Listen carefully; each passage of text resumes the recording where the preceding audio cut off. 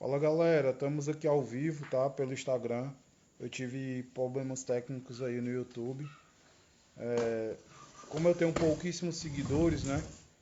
Aí o YouTube tem algumas restrições. Até peguei um notebook emprestado com um amigo e não estava conseguindo entrar. Vou mandar aqui o convite para o Silva e aí para a gente poder fazer essa live, tá?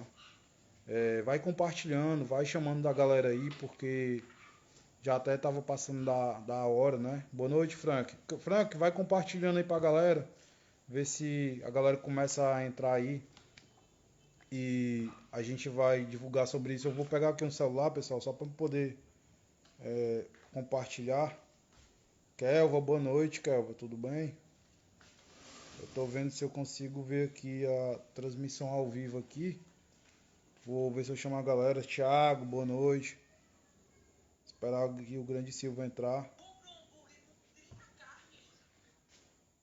Ver aí a galera entrando aí, esperar o pessoal entrar.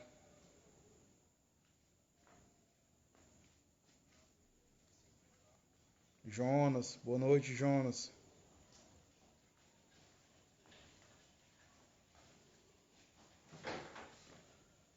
Bora, Tiagão, bora para esse campeonato no Paraná.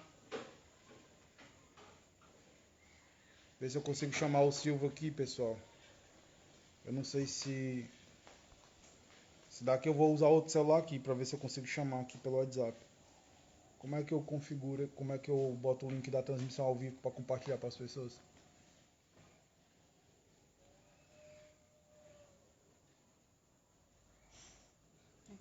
Minha filha fazendo graça aqui, pessoal.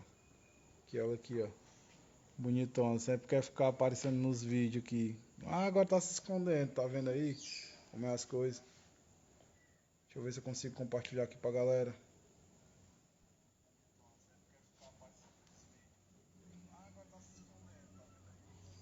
Ele tem que entrar pra pedir pra participar, entendeu?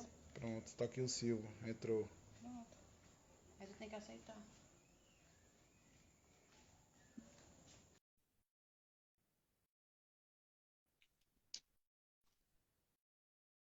Fala Silva, boa noite. E aí, meu, deixa eu virar essa. Consegui virar minha foto aqui, né? E aí, diretor, como é que tá? Graças a Deus, na paz. E você? Cara, aqui tudo tranquilo, mas como todo leigo no assunto, né? Eu sou obsoleto em tecnologia, consegui aqui um computador emprestado para a gente poder fazer essa live. Testei segunda-feira, testei hoje, tudo certinho, tudo programado. Na hora de entrar, o YouTube estava restringindo aí a nossa entrada. É porque eu tenho poucos seguidores, né, no YouTube, mas eu vou começar a movimentar mais o canal para poder abrir mais o olho aí do pessoal que está entrando, repassar conhecimento. Mas vamos lá para o nosso assunto de hoje, né? O que mudou na criação de calopsitas, por seu tempo, lá atrás, no seu começo, né? Que queria que você se apresentasse para a galera e falasse um pouco da sua trajetória. E aí, pessoal, boa noite. Tudo na paz? Rodrigo, obrigado, né? É um prazer estar aqui com você. Você é uma pessoa que tem trabalhado bastante, né, com esses, principalmente com os iniciantes, né? Querendo mostrar realmente para o pessoal o que é a criação de calopsita. Na verdade, para nós que já estamos há muito tempo no mercado, ainda é uma surpresa, né? Cada dia a gente tem uma surpresa, uma ideia diferente, um conhecimento diferente, um aprendizado diferente.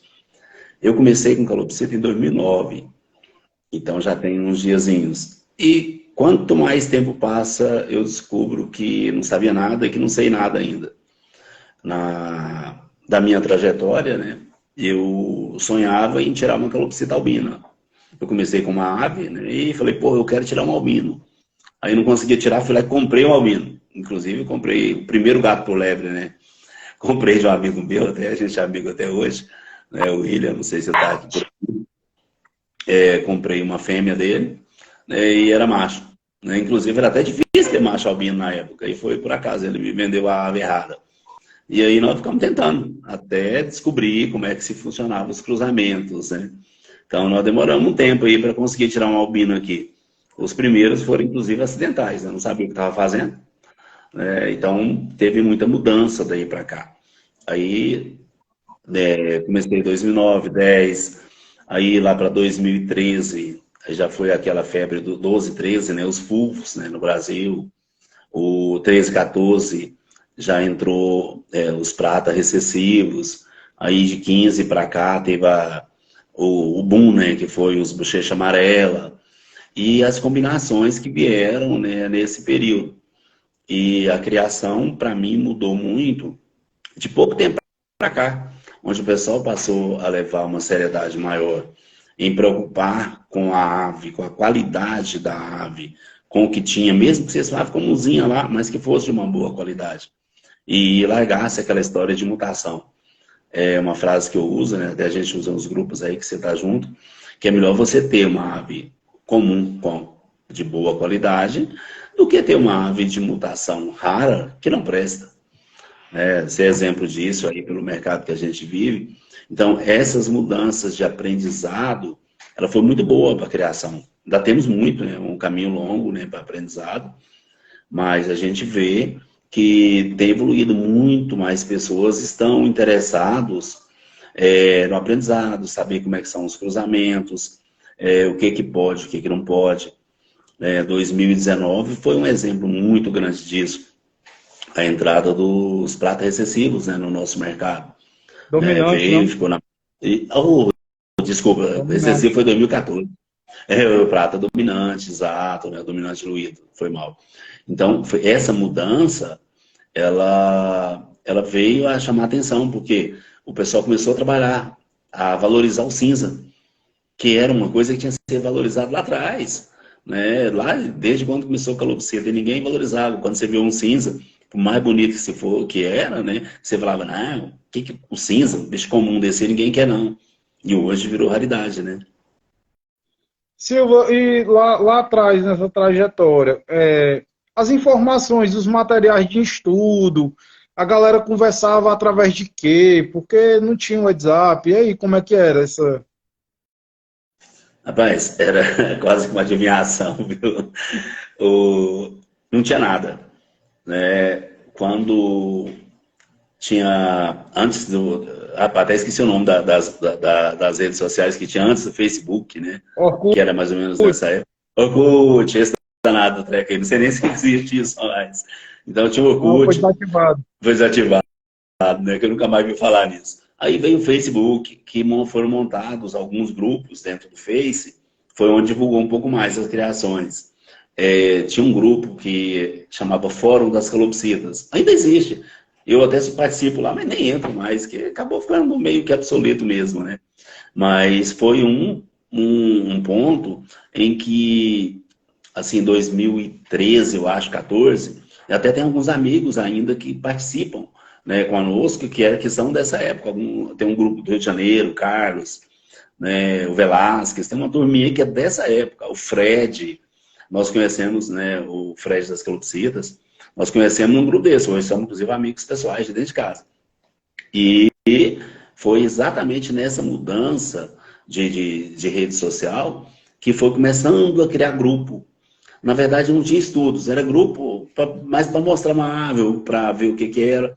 E tinha já algumas pessoas daquela época que eram mais conhecedores das mutações. Né? Tinha um pessoal de Belo Horizonte, os molequinhos lá que buscavam informação, faziam uns textinhos bonitinhos, né? E a gente achava interessante aquilo. E aí despertou a curiosidade de buscar estudo. Livros, né? Alguns livros aí que a gente comprou, algumas apostilas. Aí começou as buscas nas internets, que o acesso ao computador ficou maior, né? Então, nesse período, eu falo isso aí lá, de 2013 a 2015. Então, já foi, assim, uma explosão maior desse pessoal que estava querendo descobrir alguma coisa. Só que era uma explosão maior, assim, era 20 pessoas que queriam aprender, enquanto tinha milhares de criadores que era criar para vender para a loja, né? A criação de pet, né? Porque descobriram que era uma ave que dava para ser mansa, e quando resolveram falar, pô, uma ave mansa dá para ter uma qualidade nisso. Aprender os cruzamentos. Lá nessa fase, a gente via onde eram os cruzamentos e o que dava muito de resultado. Né? Que ia, assim, um aprendizado lá muito pequeno, com pouquíssima informação, né? Não tinha disponível, nada disponível. Você entrava na internet, você digitava lá calopsita, aparecia meia dúzia de calopsita lá, umas fotinhas, cada um falava uma coisa, e nada, assim, para nós era muito bom, né? É um aprendizado novo. Mas com o tempo isso evoluiu, né? As redes sociais, então, fizeram um disparo nisso. Eu acho também a questão dos insumos, né? Na tua época, tipo, era precário, né? Não tinha tantas empresas, não tinha extrusado ali, ou se tinha, era pouco divulgado, né?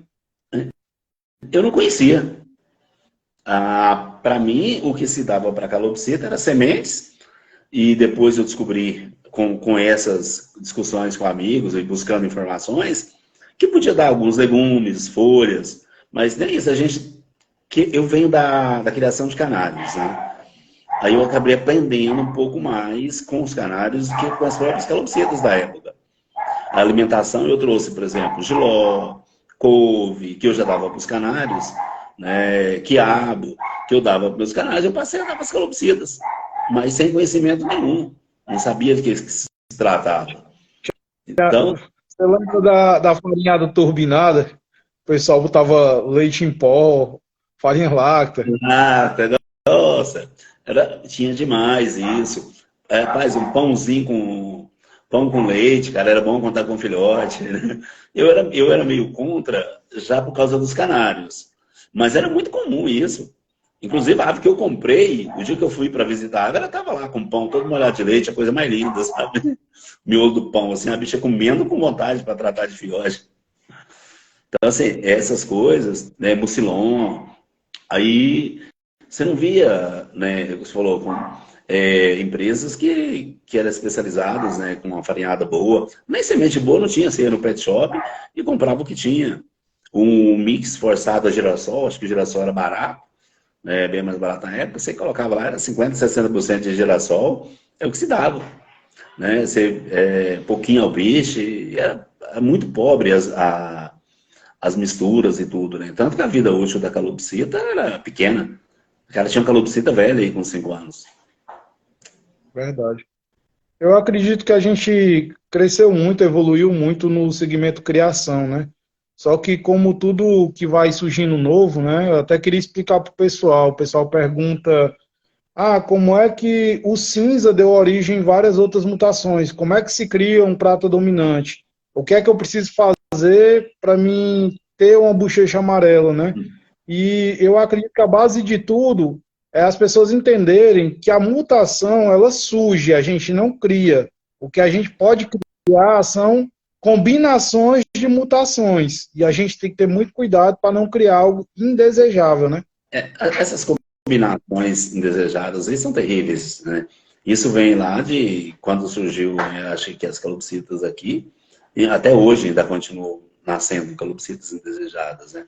O pessoal confunde, né, a mutação com a combinação genética, né? Quando você faz... A gente tem um exemplo aqui. Quando nós tiramos aqui o bochecho amarelo recessivo, até hoje o pessoal me pergunta como é que eu fiz para tirar, como é que foi, como é que é a história, e tudo, que o pessoal está tentando fazer um monte de cruzamento, está cruzando com aves recessivas e outras para ver se é, mas não é isso, é o que você falou.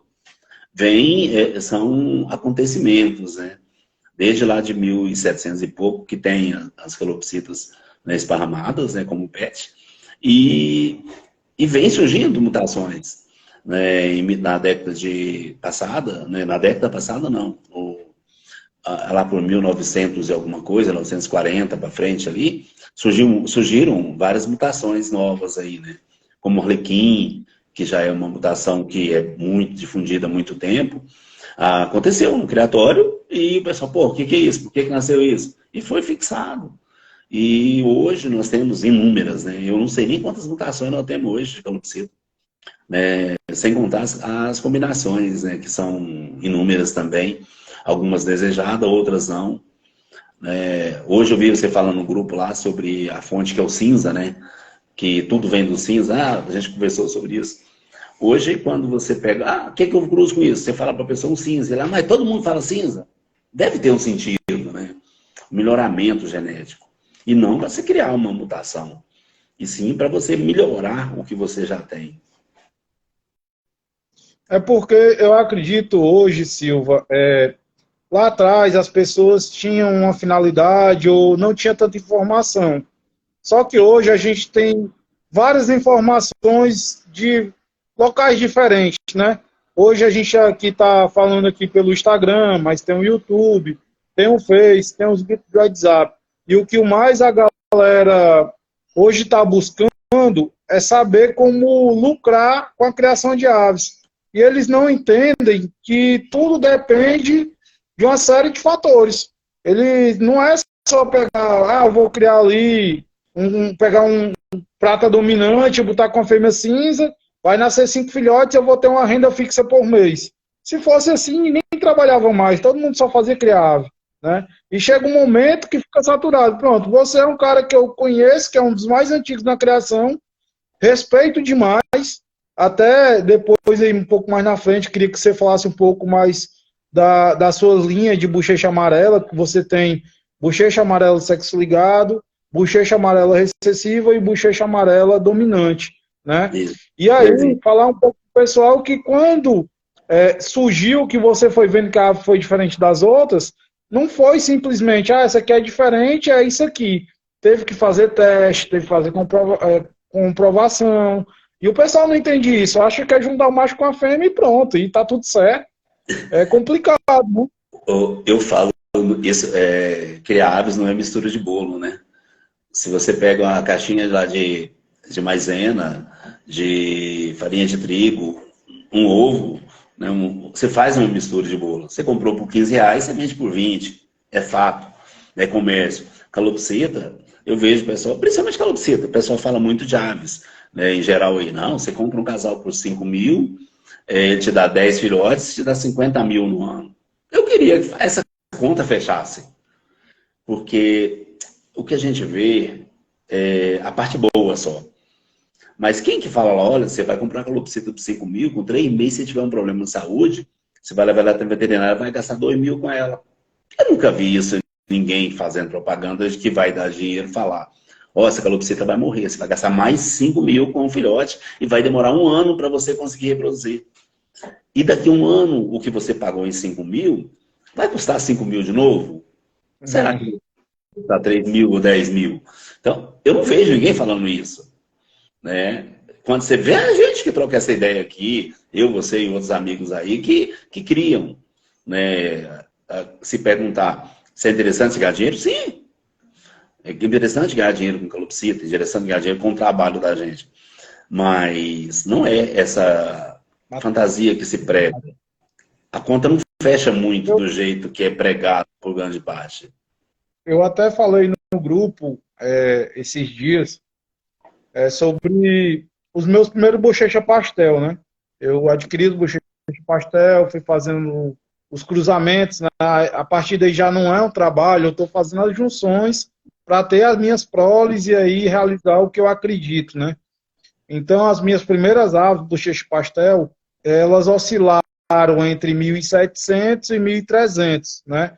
A gente sabe que a gente não vai ter ali todas as aves top. Você pode ter o campeão do Campeonato Brasileiro, você pode pegar a melhor fêmea do Campeonato Brasileiro.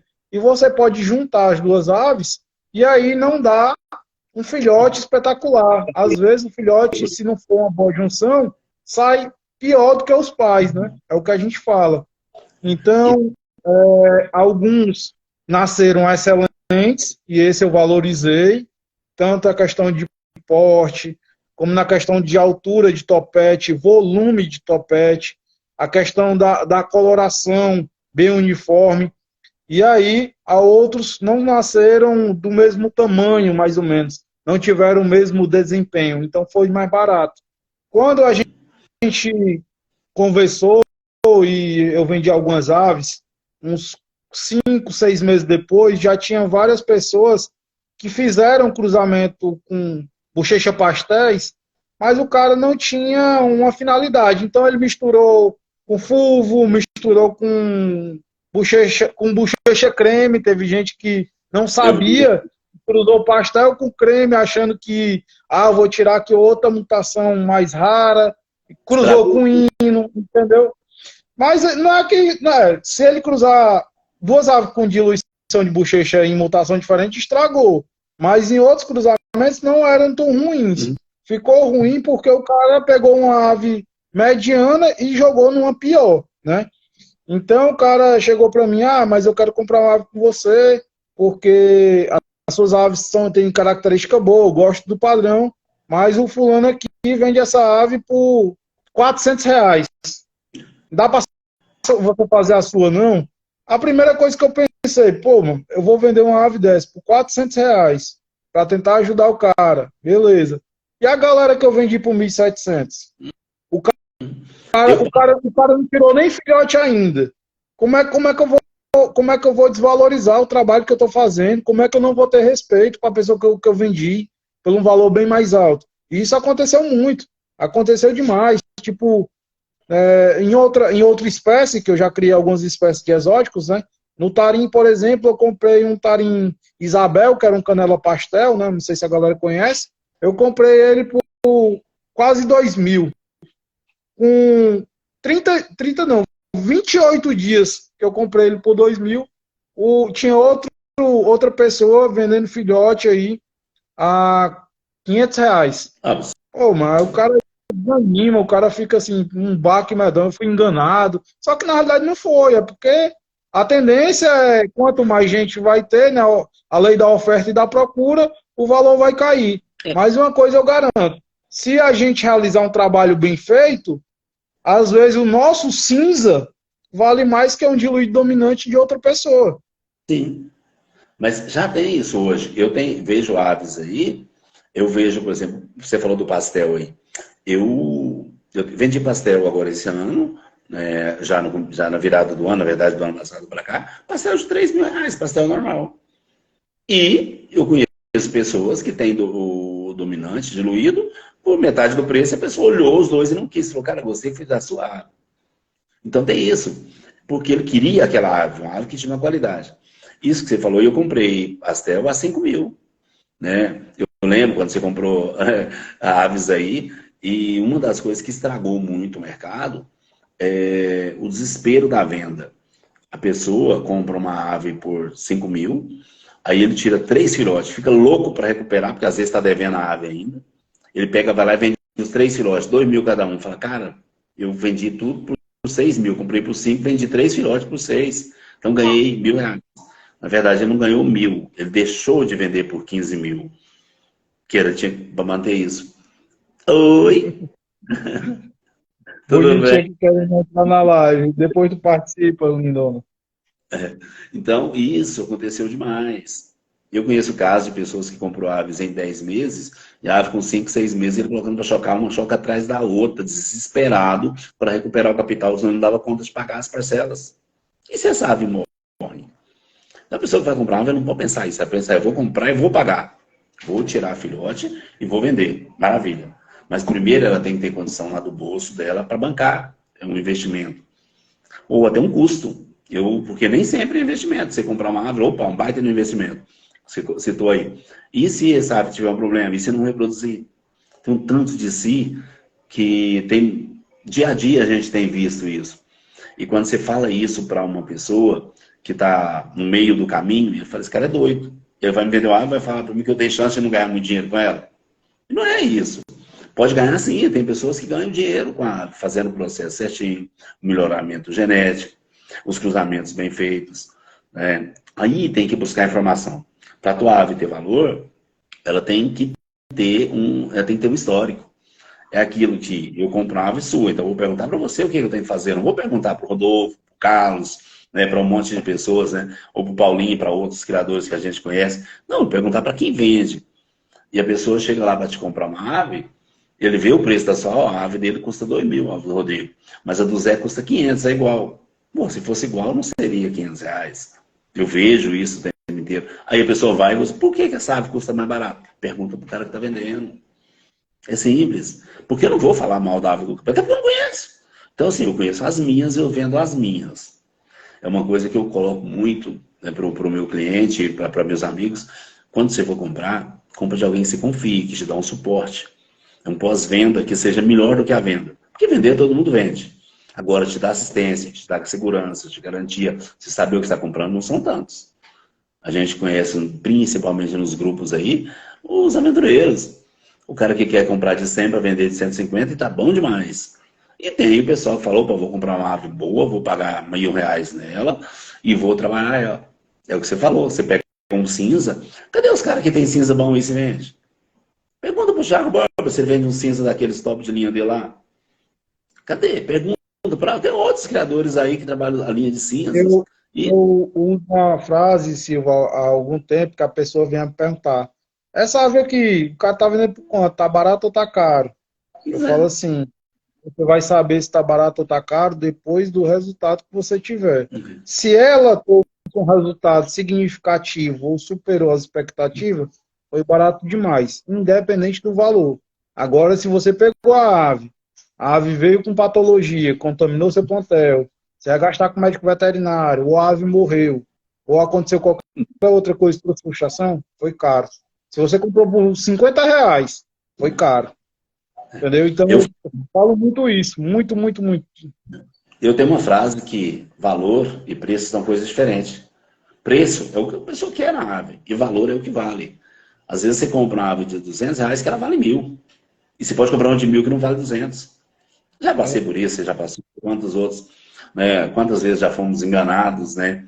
Até com aparência. Até comprar ave que ela foi com preço alto, digamos assim, que seria um preço elevado, um valor, pensando que é um valor elevado. Ela te dá filhotes de boa qualidade, você pode usar ela, né? Eu comprei cinzas agora há pouco tempo, eu estou usando os meus bochechas amarelos. Eu teve um casal que ainda não teve sucesso, mas eu tenho um casal ali que já me deu filhotes, que os filhotes são melhores que os pais. E eu não paguei baratinho na ave. Mas, cara, olha aí, ficou barata, sabe? Então, o preço dela, aparentemente, era alto. Mas ela me vale muito mais do que eu paguei. Rapaz, os meninos vieram aqui ontem dar uma olhada nas minhas aves, né? Porque vai começar minha faculdade aí, estou na correria, graças a Deus, cheio de projetos. E a gente correndo atrás. Olha os meninos entrando aí, o Reinaldo, Rafael Bessa, Bem-vindo. Daniel, a galera tá entrando em peso aí, Diego. Tem outros aqui, Criatório. Não conseguiu migrar ainda, né? Alguns. É porque eu vou ver se eu consigo ajeitar isso o mais rápido possível, cara. Mas, galera, até aproveitar aqui, peço a vocês aí para divulgar o canal, se inscrever, porque é muito importante. O YouTube, ele tem essas restrições para quem tem poucos seguidores, né? E se eu tivesse pelo menos 1.000, ele já entrava direto. Aí, como ele não entra direto, tem que usar os programas de computador para poder gravar. Eu tinha testado, fiz tudo, mas infelizmente não deu certo, né? Mas vamos lá falar sobre isso. Os meninos vieram aqui ontem e acharam a ave bem diferente. Aí era o meu diluído dominante bochecha pastel, né? Aí deixa eu mostrar que tá com ele, ela tava chocando. Aí eu tirei a ave e eu disse que mutação é. Os caras não estavam sabendo dizer que mutação era. Não tava, não, que mutação é essa e tudo. Uma cinza, fundo amarelo, só. Aí o cara, como é que tu vai colocar uma cinza, fundo amarelo comum, uma silvestre, com diluído dominante bochecha pastel? Aí eu disse, primeiro você tem que entender minha finalidade. Depois você tem que entender os cruzamentos. A minha finalidade, até falando aqui sobre cruzamentos para o pessoal, é tirar diluído, dominante, fundo amarelo. Essa é a minha finalidade. Alguns serão portadores de bochecha pastel e outros serão portadores de fundo branco. Simples. Por que eu coloquei com essa ave? É uma ave, amanhã até eu faço um vídeo dela. É uma ave robusta, é uma ave mesmo que joga características para os filhotes dela, topete alto, volumoso, é uma ótima mãe. A quantidade de ovos que ela coloca é entre 6 e 7. Então, essas características que eu quero repassar, né? As pessoas têm que entender o que é que ela pretende com a junção. Qual o resultado que ela quer ter? Através do resultado que ela quer ter, a gente consegue orientar qual é a melhor junção. Só que a maioria não sabe disso. Isso é verdade. Até a Karina perguntou aí, né? Karina ou Karine, já faz um tempo ali, perguntou sobre mutações. Isso que você está falando, vem sim a esse encontro, né? Até sobre as mutações. Até se quiser alguma pergunta separada, viu? Pode fazer aí. essa combinação chama-se conhecimento. Porque, para quem está vendo, fala, poxa, uma ave comum com uma ave pastel, aparentemente seria um cruzamento que, para a pessoa não sabe o que está lá dentro, o que você pretende, Tá que perdendo estaria errado. dinheiro. Exato. Tá perdendo dinheiro. Você não vai tirar pastel. Eu sei que eu não vou tirar pastel. Você vai tirar uma ave comum, né, com essa teoria. E eu passei por isso aqui agora recente, né, os pratas recessivos com os dominantes bochecha amarela. Eu tinha uma dominante bochecha, tem uma dominante bochecha amarela, que ela é de olho vermelho, é um cinza de olho vermelho. E o único macho que eu tinha, que era um arlequim. Falei, caramba, vou fazer uma combinação com esse casal aqui, para mim tirar primeiro mais filhote dominante Yellow Chick, né, com o olho vermelho. E depois eu saio com ele. Fiz a primeira choca com eles. Né? Aí você chegava lá, porra, um arlequim com a cinza, por quê, né? Pô, um tem olho vermelho, o outro não. O que está acontecendo, né? Mas tinha ele, filhote, era o caminho dele. Ele me dava esse prato excessivo, filhote de tamanhos bons, que os pratos excessivos em si dão filhotes menores, né? Opa! Olha a mutação, olha o cruzamento. Aí, com isso, eu peguei um macho que eu já conhecia bem, e coloquei com a fêmea, quer dizer, ele me transportava tamanho, topete, que topete dos filhotes deles eram muito bons, e fiz esse cruzamento.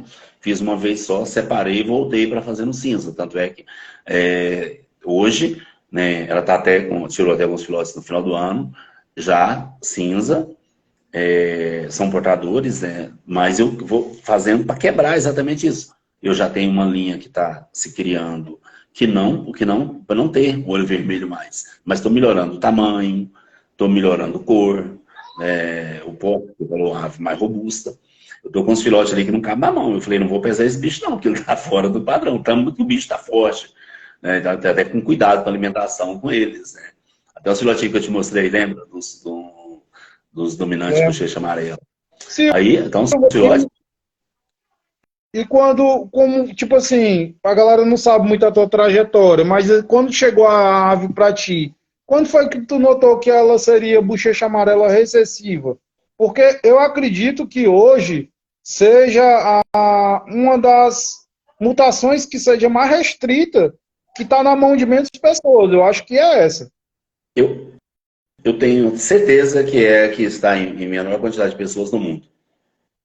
Porque nós não temos caso dela fora do Brasil, exceto uma ave que tem 14 anos, que a pessoa falou que não conseguiu reproduzir, que chamaram ela de Golden Chick, lá em 2002, e teve problema e disse que tinha uma pessoa aí que tinha essa ave, mas supostamente tinha uma ave dessa, mas não conseguiu levar para frente.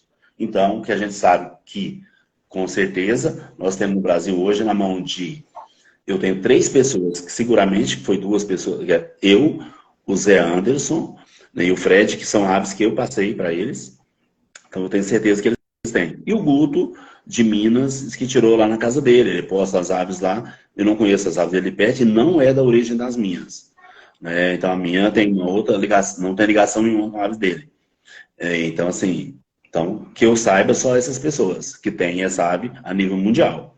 Então é a ave hoje que está na mão de menos pessoas, que eu saiba. Como é que, respondendo o que você perguntou, como é que eu cheguei nisso? Como é que você descobriu que seria recessivo? Como eu tinha um macho, né, eu peguei um macho dessa linha, nasceu um macho, então bochecha amarela. Aí eu falei, vou pegar esse macho, que na verdade essa ave veio de um presente de um amigo que me deu uma ave que era diferente. Me deu uma ave. É diferente, cara, essa ave é diferente, né? Tava bonita a ave, não sabia pouco sobre as mutações, sobre ela então não sabia nada, né?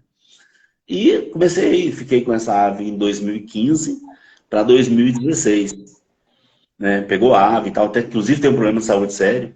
Né? Aí eu comprei uma outra ave para formar com ela, só que não era da mutação, a gente achou que era e não era porcaria nenhuma, né? Os enganos, né? E o dia que nós descobrimos que ela não era sexo ligado. Cruzando ela com uma ave normal, 3 fêmeas. Nenhuma bochecha amarela. E os machos também não. Ninguém nasceu de bochecha amarela.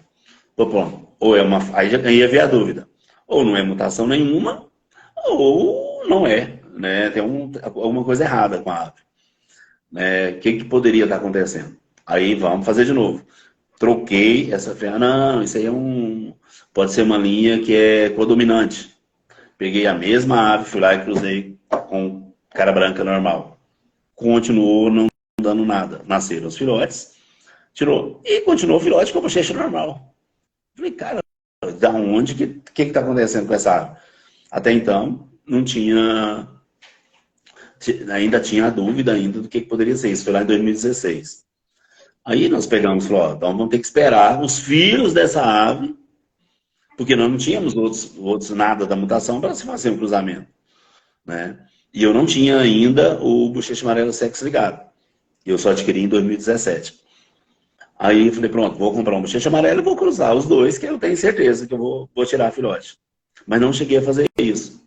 Porque quando foi em 2017, né, eu fiz um teste. Falei, pô, vou pegar uma fêmea dessa aqui e vou voltar no pai. Pra testar mesmo, pra saber o que dava. Quando eu voltei no pai, me deu filhote. Na cor, na virada de 2017, me deram 2 filhotes com bochecha amarela. Eu falei, pronto, nisso que eu choquei ele 2016 e 2017, né, 2 anos seguidos, né, e só me deu quando foi pai e filho, porque esperei completar 1 ano a filha dele, esse bicho é recessivo. Quando eu coloquei pro povo que era recessivo, aí foi aquele palafafá que não existia, que eu era mentiroso. Teve pessoas aí bem conhecidas aí que falou que a asa não era minha, que eu estava inventando, e fizeram um monte de história. Em 2018, eu peguei uma dessas fêmeas que, em tese, seriam portadoras, né? Fizemos o cruzamento dela com uma ave normal, pegou um filho dela, voltou nela em 2018, 2 anos depois. Aí eu tirei filhote macho de 2 aves visivelmente normais. Né? Até que tá, na época eu postei, e até nós chamávamos ela pelas combinações que era o recessivo, que tem tinha no livro da Suzane Russo, ela falava que era o Golden Chic, né? Aí até coloquei no Facebook, né, primeiro e tal, mostrei uma ave cinza lá, e virou motivo de chacota pelos colegas. Teve pessoas aí que falaram de quem que eu tinha importado, estava preocupado com importado, a ave que não era importada não valia. Grandes pessoas aí que não compensam de citar nome, que são pessoas que importam, né, calopsita, que colocaram aí, né, e resolveram me crucificar nesse meio, que a ave não existia. E como eu não tinha importado uma ave de pessoas com segurança, então a ave não existia. Ele juntou um monte, né, pessoas que dizem que são os criadores e criadores aí. Eu falei que as coisas não tem satisfação para dar para esse povo, vou criar meu bichinho. E continuei. Aí, sim, passei, acho que em 2019, passei uma fêmea portadora para o Zé Anderson, para ele testar na casa dele. Peguei uma fêmea, falei, Zé, se vira. Né? Aí passei para ele uma fêmea e falei, olha, tá aqui, não vou te passar macho, não vou passar ninguém da família. Nenhuma ave do meu criador vai para tua casa. Você vai testar ela aí. Aí, pensa, em 2018, que era das fêmeas que eu já tinha aqui do ano anterior, 2017. Aí ele levou essa fêmea, cruzou com um macho comum, esperou 1 ano para voltar um macho, que seria um PP, nessa fêmea. Então a chance era pequena, era um PP na mãe que era portadora. O primeiro filhote que nasceu, nasceu um bochecha amarelo. Aí nós batemos o martelo, 2018, realmente é. Então nós gastamos 3 anos para chegar à conclusão que era realmente. Né? Então, e daí para cá, e o povo, ninguém acreditando ainda, eu mantive os cruzamentos, tirei alguns filhotes, não fiz aquele exagero de chocas, para chocar um atrás do outro, ficou 1 ano inteiro quase sem chocar, tirava um filhotinho ou outro. Aí onde que o Fred, eu passei uma fêmea pro Fred, só que eu já passei na cor, ele tirou os portadores dele lá, fez os portadores dele, o Fred e o Alex, né? São amigos nossos, passei para os dois, uma fêmea só para os dois, eram sócios. E o Zé Anderson lá fazendo a reprodução dele, eu aqui. Então, assim, eu tenho um volume já ia ter portadores e aves na cor aqui, em várias combinações genéticas, no alecrim, no cinza, no pérola, no canela. Então, a gente já tem algumas peças bem interessantes que têm feito nisso. E está trabalhando agora para melhorar o padrão delas. A mutação tá fixada, né, com segurança, e a gente tem que ter feito sempre para ter uma melhora em tamanho, um topete melhor, uma ave diferenciada. O bacana disso tudo é que você conhece a base, né? Tipo, é demorado, mas eu acho que é muito prazeroso. Deixa eu só responder aqui o plantel Good Bless. Eu falei que o pastel face com hino teria um problema nesse cruzamento. Não é bem assim, tá? A pessoa pegou um bochecha pastel e cruzou com um hino careca. Então, esse era o problema. Que os filhotes iam nascer com as penas completas, porém, todos os filhotes iriam guardar na genética dele essa falha recessiva, tá? Então, nas futuras proles, a qualquer momento, poderia estourar aí a bomba e começar a vir a ave com a falha na nuca, tá, pessoal? Então, não é que a mutação pastel não possa ser combinada com a mutação hino. Mas no caso específico, o cara pegou um bochecha pastel bom e pegou um hino, não sei da onde, mas que visivelmente tinha uma falha bem grande na cabeça. Então, a gente tem que ter essa consciência de como você vai fazer a junção e com qual ave você vai fazer essa junção. Todos os dias a gente está em grupo, repassando conhecimento, está aqui agora, terça-feira, não sei nem que hora é, deixa eu ver aqui, 9h05, repassando conhecimento. Então, cada um tem que buscar e entender. Eu sou muito mais falar sobre mutações, sobre características, sobre projetos, sobre realizações, do que a pessoa pegar e eu ter que fazer tudo pela pessoa, né? E a pessoa não conseguir evoluir. A gente não quer pegar o peixe para vocês, a gente quer ensinar a você andar com as suas próprias pernas, né? O Silva aí é um cara bastante experiente, eu estou ganhando experiência com o tempo, mas não se enganem, tá? Há pouco tempo atrás eu não sabia nada. Eu não falo muito tempo não, há pouquíssimo tempo atrás eu não sabia nada. Por que que eu comecei a evoluir? Porque eu comecei a conversar. Tá aí os caras aí, ó, os caras já são bem mais antigos que eu, super gente boa, tem humildade. Então, pessoal, é isso, vamos buscar conhecimento, vamos buscar evoluir, tenham uma finalidade, e que essa finalidade, a principal, não seja o dinheiro, porque se for, já já vocês param.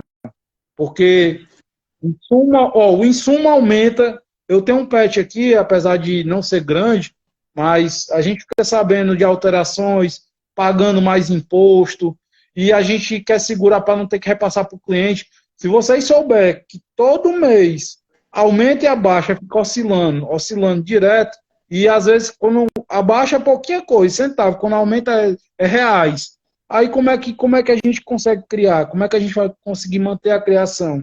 Se a gente não valorizar o trabalho e o tempo que a gente passa cuidando desses animais, entendeu?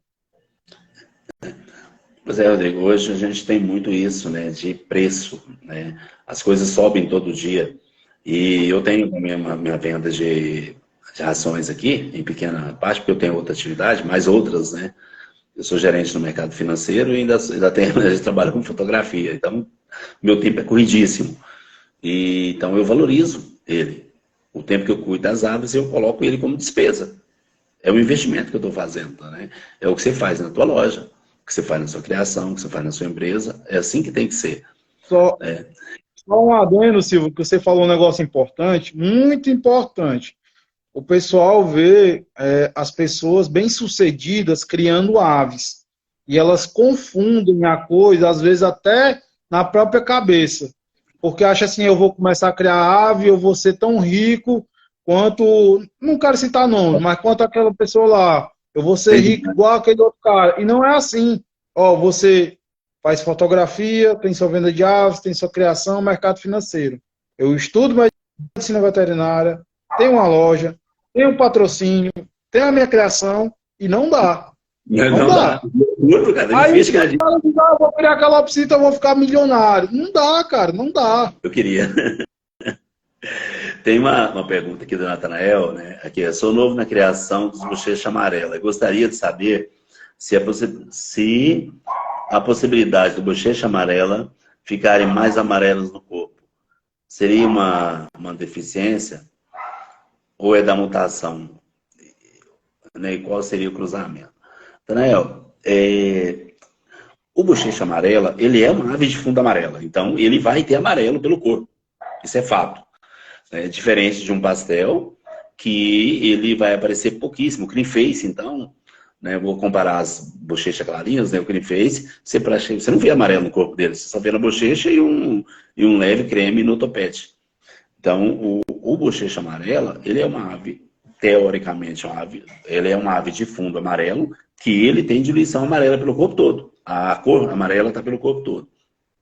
E se ele tem uma cor amarela além do normal, pode ser feito duas coisas. Ou pelo cruzamento, que vem de aves que têm um tom amarelo mais forte, mais intenso, né, como o pérola, o arlequim, né, que misturando os dois dá uma tonalidade amarela, não pelo bochecha amarela, e sim pelo que vem do cruzamento deles. Ou pode ser uma deficiência não na mutação, pode ser uma deficiência na ave. Se você tem uma ave com um problema, vou dar um exemplo de fígado, de rins, por exemplo, né, ela pode sim, ela perder um pedaço da cor dela e amarelar o corpo. Mas ele não é do bochecha amarela, ele seria de qualquer calopsita. O amarelo mais forte nas tonalidades. Eu tenho calopsitas aqui, de fundo amarelos, bochecha amarela, na verdade, bochecha amarela, que são, por exemplo, hino, que o amarelo dele é muito forte. O pessoal chama aí de amarelo intenso. Até criaram uma nova mutação, né, Rodrigo? Os amarelo intenso vendendo caro. Que na verdade não é, só o amarelo que está lá com o pérola e o arlequim, que ficou uma cor forte. Isso é genética, que vem das combinações de cruzamento. Aí você pega um amarelo desse aí, que está uma cor bem forte. Então tende-se a passar para os filhotes esse amarelo. Né? Principalmente se for nos cruzamentos com pérola. No meu caso aqui, os bochechas amarelas sexo ligado meus, são hino. Agora que começou a nasceu um filhote aí, que é um arlequim, mas são tudo hino. E os bochechas amarela, os recessivos, eu tenho no hino, eu tenho canela, tem arlequim, tem cinza. Então tem uma variação de canela, arlequim, tem uma variação maior. Já nos dominantes bochecha amarela, eu tenho cinzas, né, e tenho arlequim. O arlequim, inclusive, com um pouquinho de marcação de arlequim nele. É uma ave quase que cinza, com a cabeça só apenas, né, amarela. Nessas aves não apareceu, até porque não tem os cruzamentos voltados para uma cor mais forte. Então, não vejo como uma falha ou deficiência da mutação, e sim de um cruzamento que foi feito para chegar nele. Você tem um amarelo forte cruzar com bochecha amarela, a tendência é que ele vai aparecer mais. Acho que respondi aí a pergunta do nosso amigo. Aqui, Silva, no ano de 2018, eu tinha bastante dúvida, né? E aí a galera falava muito sobre cruzamento, falava muito sobre os arlequins, e eu sempre gostei de coisas coloridas, eu sempre gostei de animais com pelagem malhada, com várias cores, né? Então, o que acontece? Para mim, ter propriedade do que eu precisaria fazer, com qual ave utilizar, eu fiz na minha cabeça e comecei a fazer anotação o projeto Arlequim, né? Nada mais é do que eu testar as minhas aves para saber o que elas portavam. E aí, tendo essas informações através dos filhotes, né, das proles, aí eu ia saber qual finalidade eu iria utilizar a ave. Por exemplo, eu tinha uma ave aqui cinza, ele portava cinza fundo amarelo, ele portava fundo branco, arlequim, canela, opalino. Aí eu disse, não, essa ave não me serve. Eu não quero uma salada de frutas. Lá atrás a gente achava que era legal. O cara tem uma ave que quer todas as mutações. Hoje, a gente tem uma finalidade diferente e vê que não é tão bacana, né? Então, através desse projeto Arlequim, eu peguei aves arlequins e cruzei com ave cinza, fechado, sólido. Aí o cara, qual é a sua finalidade? Porque você está acabando com cinza. Eu quero ter certeza que essa ave cinza ela não vai portar arlequim. Essa era a minha finalidade. A partir do momento que eu estava tendo resultado, e eu tenho como comprovar até umas coisas bem inusitadas, né? Como eu tinha aqui um casal de full cinzento na linha sólida, né? Fundo branco. E essas aves tinham grandes marcações na nuca. Marcação de arlequim, né? Marcação branca. Despigmentação, né? E ela me gerou filhotes que não tinha marcação alguma. E aí ficava na dúvida, será que esse filhote vai portar arlequim? Né? Eu sei que eu estou aguardando o resultado, os primeiros resultados, mas isso leva tempo, e o pessoal quer um resultado rápido, e como você falou pouco tempo agora, para você confirmar, foram anos trabalhando, confirmando, para ter propriedade de falar de um assunto. Então não é uma coisa que eu vou fazer hoje, amanhã eu já estou dizendo, eu tenho uma ave pura, eu tenho um cinza puro. Eu tirei 2 cruzamentos, fiz da mesma ave, não fiz um teste. Como é que eu vou afirmar isso?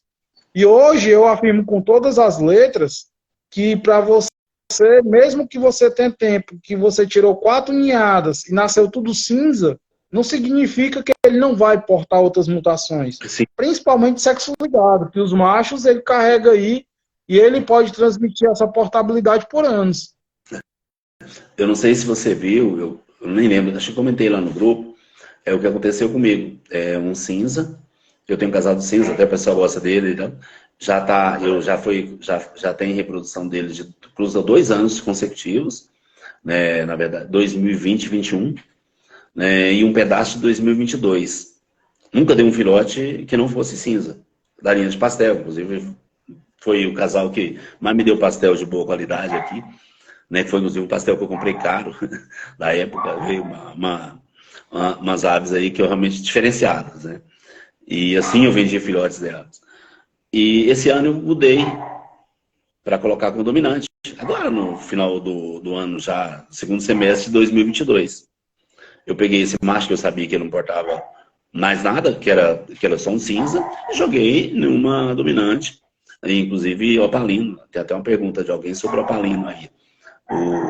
Joguei numa opalino. Primeiro filhote que nasceu do casal é um dominante opalino. Agora pensa, eu cruzei 2 anos e meio essa ave com uma ave cinza e nunca nasceu no opalino. O primeiro filhote com a nova fêmea, né, aí fica, poxa, eu sei que a fêmea é opalina. Então ela não vai gerar filhote opalino se o macho não portar. É fato. Justamente. Eu primeiro filhote. E não foi só o primeiro. Na ninhada passada eu choquei ela de novo. Falei, cara, será que eu troquei ovos? O que eu treco? Porque tinha 2 fêmeas chocando ao mesmo tempo. As 2 deram opalino. Eu falei, tá errado. Não posso, não misturei os ovos, vou misturar só o opalino. Aí eu pus de novo, porque eu tinha feito uma troca de alguns ovos, mas eu sabia que deles eu não tinha trocado. Mas ainda ficou na dúvida ainda. Pegou de novo. Nova choca. 2 filhotes opalinos da outra choca. Mas, cara, ele é 2019. 3 anos. Não me deu, a primeira opalino que deu foi depois da segunda. Inclusive, chocou com a terceira fêmea que ele choca. E agora me deu 3 filhotes opalinos seguidos. Eu nunca imaginei que ele pode ter opalino. Então, assim...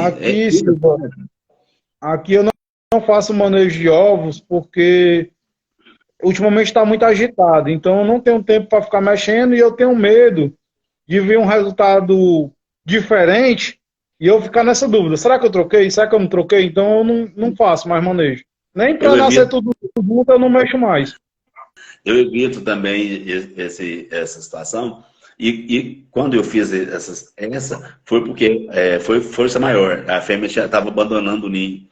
Eu tive um problema aqui e a fêmea acabou abandonando. Né? Aí não tem jeito, né? Aí eu falei, não é possível. Fui testar. E eu estava realmente certo, que não tinha feito a mudança, né? Assim, até porque eu também não tenho tempo. Tem dia que eu saio de casa às 6 horas da manhã, chego meia-noite, 1 hora. Então, como é que você vai mexer com bicho para fazer isso? Levanta às 5 para cuidar de passarinho, você perde tudo, né? Aí tem uma pessoa aqui, deixa eu ver. Eu levanto 5h20 e vou dormir às vezes meia-noite cuidando dos bichos, porque eu saio para trabalhar e quando eu chego, aí eu cuido logo à noite e de manhã eu dou só uma olhada. O JB Aves Ornamentais, ele está perguntando aqui que ele tem uma diluído dominante na linha opalina, né? Uhum. Aí ele quer cruzar com o macho cinza CB, portador de arlequim. Eu já vou falar aqui para ele uma coisa pessoal minha, mas eu acredito que muitos fariam. Eu não utilizaria esse macho. Por quê? Se você já sabe que ele tem genética de arlequim, a gente não sabe qual ave vai ter, mas cerca de 95% das aves no Brasil, ele tem genética de arlequim ou de outra mutação. Então, se você já vai pegar uma ave que você já tem certeza e jogar, é só se você quiser fazer um teste. Mas eu não faria, porque a chance de sair arlequim é muito grande. E por que o arlequim não é tão legal botar no diluído dominante? Porque o diluído dominante é uma ave que ele precisa da pigmentação para aparecer a diluição. O que é que isso significa? Ele precisa ser cinza, ele precisa ser uma ave escura, porque ele vai clareando, né? Ficando mais diluído. Se é branco, o branco não tem para onde diluir. Se é amarelo, não vai diluir, entendeu? Então, eu não acho uma boa opção. Se tiver outro macho, busca outro macho. É melhor você perder 3 meses até arranjar uma ave adequada do que perder 3 anos lá na frente, que você vai ter que voltar tudo de novo. E vai ter que esquecer o arlequim que ele pôs lá proposital, né? Que é pior ainda, né? Fez o cruzamento proposital hoje e depois ele não volta atrás, porque essa ave vai ser sempre arlequim, sempre portadora de arlequim, né? Aí teve o colega Cauãzinho, 031 aí, perguntou também sobre o cruzamento de opalino, pastel face dominante. Cauã, esse caso, exatamente o que o Rodrigo falou agora, busca um cinza. Esse cruzamento vai jogar ele num cinza, porque a diluição do cinza, até dentro de uma própria ave, você pega uma fêmea, um macho cruza com uma cinza quanto mais escura, a diluição vai aparecer mais nos filhotes. Onde que vai aparecer? Às vezes você vê aí uma cabeça preta, por exemplo, né? Um blackhead, aí pô, tem uma cabeça preta. Ali, a cabeça, o cinza estava mais forte. Então ele diluiu menos. Aí ele vai diluir mais no corpo, que tem um cinza mais claro. Então esse cruzamento, você sempre voltar essas aves no cinza. Né, para não ter o que o Rodrigo acabou de falar, que é a bagunça de aves, os amarelos, os brancos, né, os arlequins, que é a combinação de tudo isso. Então você volta sempre no cinza. O próprio opalino, né, Silva, ele vai deixando um grau de dificuldade maior, porque você não consegue enxergar muito bem a diluição em algumas aves opalinas, né? Porque ele já tem aquela diluição natural. Quando você junta com dominante, fica muito confuso. Principalmente nas fêmeas, né? As fêmeas parecem. Os machos, quando eles fazem as trocas, eu tenho aqui opalino, né? Macho tem fêmea, dá para fazer a comparação com aves que eu tenho. O macho tem uma diluição que ficou fantástica. Fantástica mesmo. Então, para mim, um dos aves mais bonitas que eu já vi na linha de dominante, que é o opalino. As marcações... É porque os machos, ele vai mascarando quando ele vai atingindo a maturidade sexual. Ele vai ficando mais escuro, né? De perolado. E aí fica o quê? Fica só a parte escura. E a parte escura, o que acontece? Ela dilui. Como a parte escura do perolado diminuiu, ele ficou com as marcações perfeitas. Mas eu tenho uma fêmea que, para mim, era uma dominante. Aí, ao passar do tempo, nas provas de pena, eu falei, não é. E isso, uma ave já de 6 meses, eu não tinha certeza. E eu falei, cara, peguei ela, esperei ela completar 1 ano e eu fiquei com dúvida com ela. Às vezes olhava, achava que fosse, às vezes não. Eu tive certeza, o primeiro filhote dela que nasceu, que é um dominante. Cruzei com uma ave normal. Aconteceu o que você falou. A ave, com dúvidas, eu olho para ela, eu tenho dúvidas. Ela tem características boas, bico escuro, pé mais escuro, mesmo sendo opalino, ela tem um bico preto. Mas poderia ser simplesmente por ser filho de um dominante. Aí nasceu o primeiro filhote dela, um dominante bem marcado. Falei, então ela é. Então essa ave, ela gera dúvida. Então, assim, dentro do que nós estamos falando, seria interessante voltarmos para o cinza. Porque se ela fosse com as combinações do cinza, seria visível. Às vezes você tem uma boa ave com boa qualidade e às vezes a mutação não te ajuda. Eu, particularmente, eu gosto muito dessa combinação. Mas ela, inclusive financeiramente, ela não tem o mesmo valor que um cinza. Verdade. Eu tenho gosto, pessoal. Eu acho maravilhosa. Né? Os machos que diluem, né, que ficam muito bonitos. Mas, hoje, até por um lado, tem essa parte que você falou que acaba mascarando, e tem a outra que é um preconceito que foi criado. Ó, não põe o pelo, mesmo que seja um cinza, não se coloca. Enquanto que tem trocentos aí esparramados e tem aves muito bonitas. Tem ave a nível de campeonato e que é fantástica nessa linha. Mas Pode terminar. tem o preconceito e tem essa parte da diluição que você fechou dizendo, né? Que ela acaba perdendo um pouquinho. Eu tenho um fato bem inusitado que aconteceu comigo, que eu ainda estou aguardando o resultado, e assim que surgir eu mostro para vocês. Eu participei de um negócio aí que eu acabei adquirindo aí uma bochecha pastel diluído dominante opalina, tá? Aí quando eu fui pegar essa ave, o pai era um diluído dominante bochecha pastel opalino, na linha cinza, e a mãe era uma opalina bochecha pastel. Só que a ave, ela tinha muita diluição mesmo.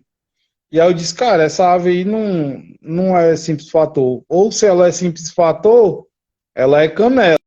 Aí o cara, mas por que você está dizendo que é canela? Porque ela está muito diluída, e a mãe não é diluído dominante. Peguei o pai, peguei a mãe, olhei junto com o cara, não tinha diluição a fêmea. Trouxe para casa. Com 7, 8 meses ela começou a clarear ainda mais e o sombreamento começou a ficar mais escuro. Depois das trocas de Aí pelo. eu conversando, eu disse, essa ave é canela. Eu achando, essa ave é canela.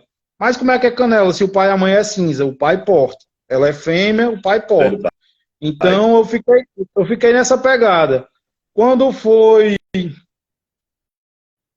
com 7, 8 meses depois, ele me mostrou 2 filhotes fundo branco opalinos duplo fator. Aí falou, ó, é a irmã da ave lá. Aí eu fiquei assim, será? Aí disse, é a irmã da ave lá. E depois ele me mostrou uma foto da fêmea com a asa aberta. A fêmea bochecha pastel que ele tinha em casa, opalina. E apareceu a diluição. Então essa fêmea só foi aparecer a diluição depois de 2 anos. A minha E aí, aí me levantou uma esperança que essa minha ave seja um duplo fator. Mas eu vou ter a confirmação agora. Ela está com 5 ovos, todos galados. Então, automaticamente, todos os filhotes dela têm que ser diluído dominante. Exatamente. Então, são essas coisas que a gente tem que ficar atento para a gente ter uma comprovação. Se nascer um filhote que não seja diluído dominante, ela não pode ser duplo fator. Você já mata na primeira, né? Então tem que ter muito cuidado, principalmente nessas mutações que diluem, né? Eu estou vendo aqui, ó, Wellington, underline calopsita. Minha canela acho que é recessiva. Até o Emanuel já respondeu aqui, canela é sexo ligado. Aí, vamos lá, só para a gente ver aqui se tem alguma coisa interessante aqui, né? Aí o Edson falou, não, só no lutino. Não, o Edson, não é só o lutino, não. O sexo ligado, até mudando do que a gente estava aqui, o sexo ligado é o lutino, é o canela, é o opalino, que é o pérola, né? O bochecha amarela, sexo ligado. Então, essas são aves de sexo ligado. Não é só o canela e só o lutino, não. Tem mais um bocado aí. O Criatório Cardoso, ele está querendo saber qual a diferença do homozigoto para o heterozigoto. Tá. O homozigoto e o heterozigoto são mutações que vêm do codominante. Nesse caso, a gente está falando do pastel e do cream face, né? O bochecha pastel é mais comum, né, a gente vê esses cruzamentos.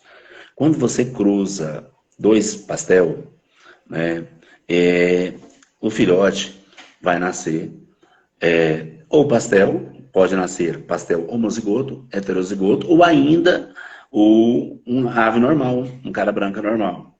Por quê? Porque ambos os pais, eles portam cara branca.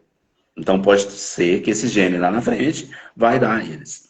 O heterozigoto é exatamente isso. É onde um alelo do pastel, um alelo tá pastel e o outro alelo tá o cara branca. Como é que é isso? A ave, um pastel que porta o cara branca, ele é um heterozigoto. Um pastel que não porta cara branca, que ele é pastel e tem nos dois alelos pastel, ele é o homozigoto. Como é que você vê isso? O Rodrigo acabou de falar ali sobre os dominantes. É visível até na bochecha, a bochecha é mais escura, ela tem uma infiltração maior de laranja, né, no tom pastel mais alaranjado, mas mesmo assim ainda pode enganar. Mas os filhotes não se enganem.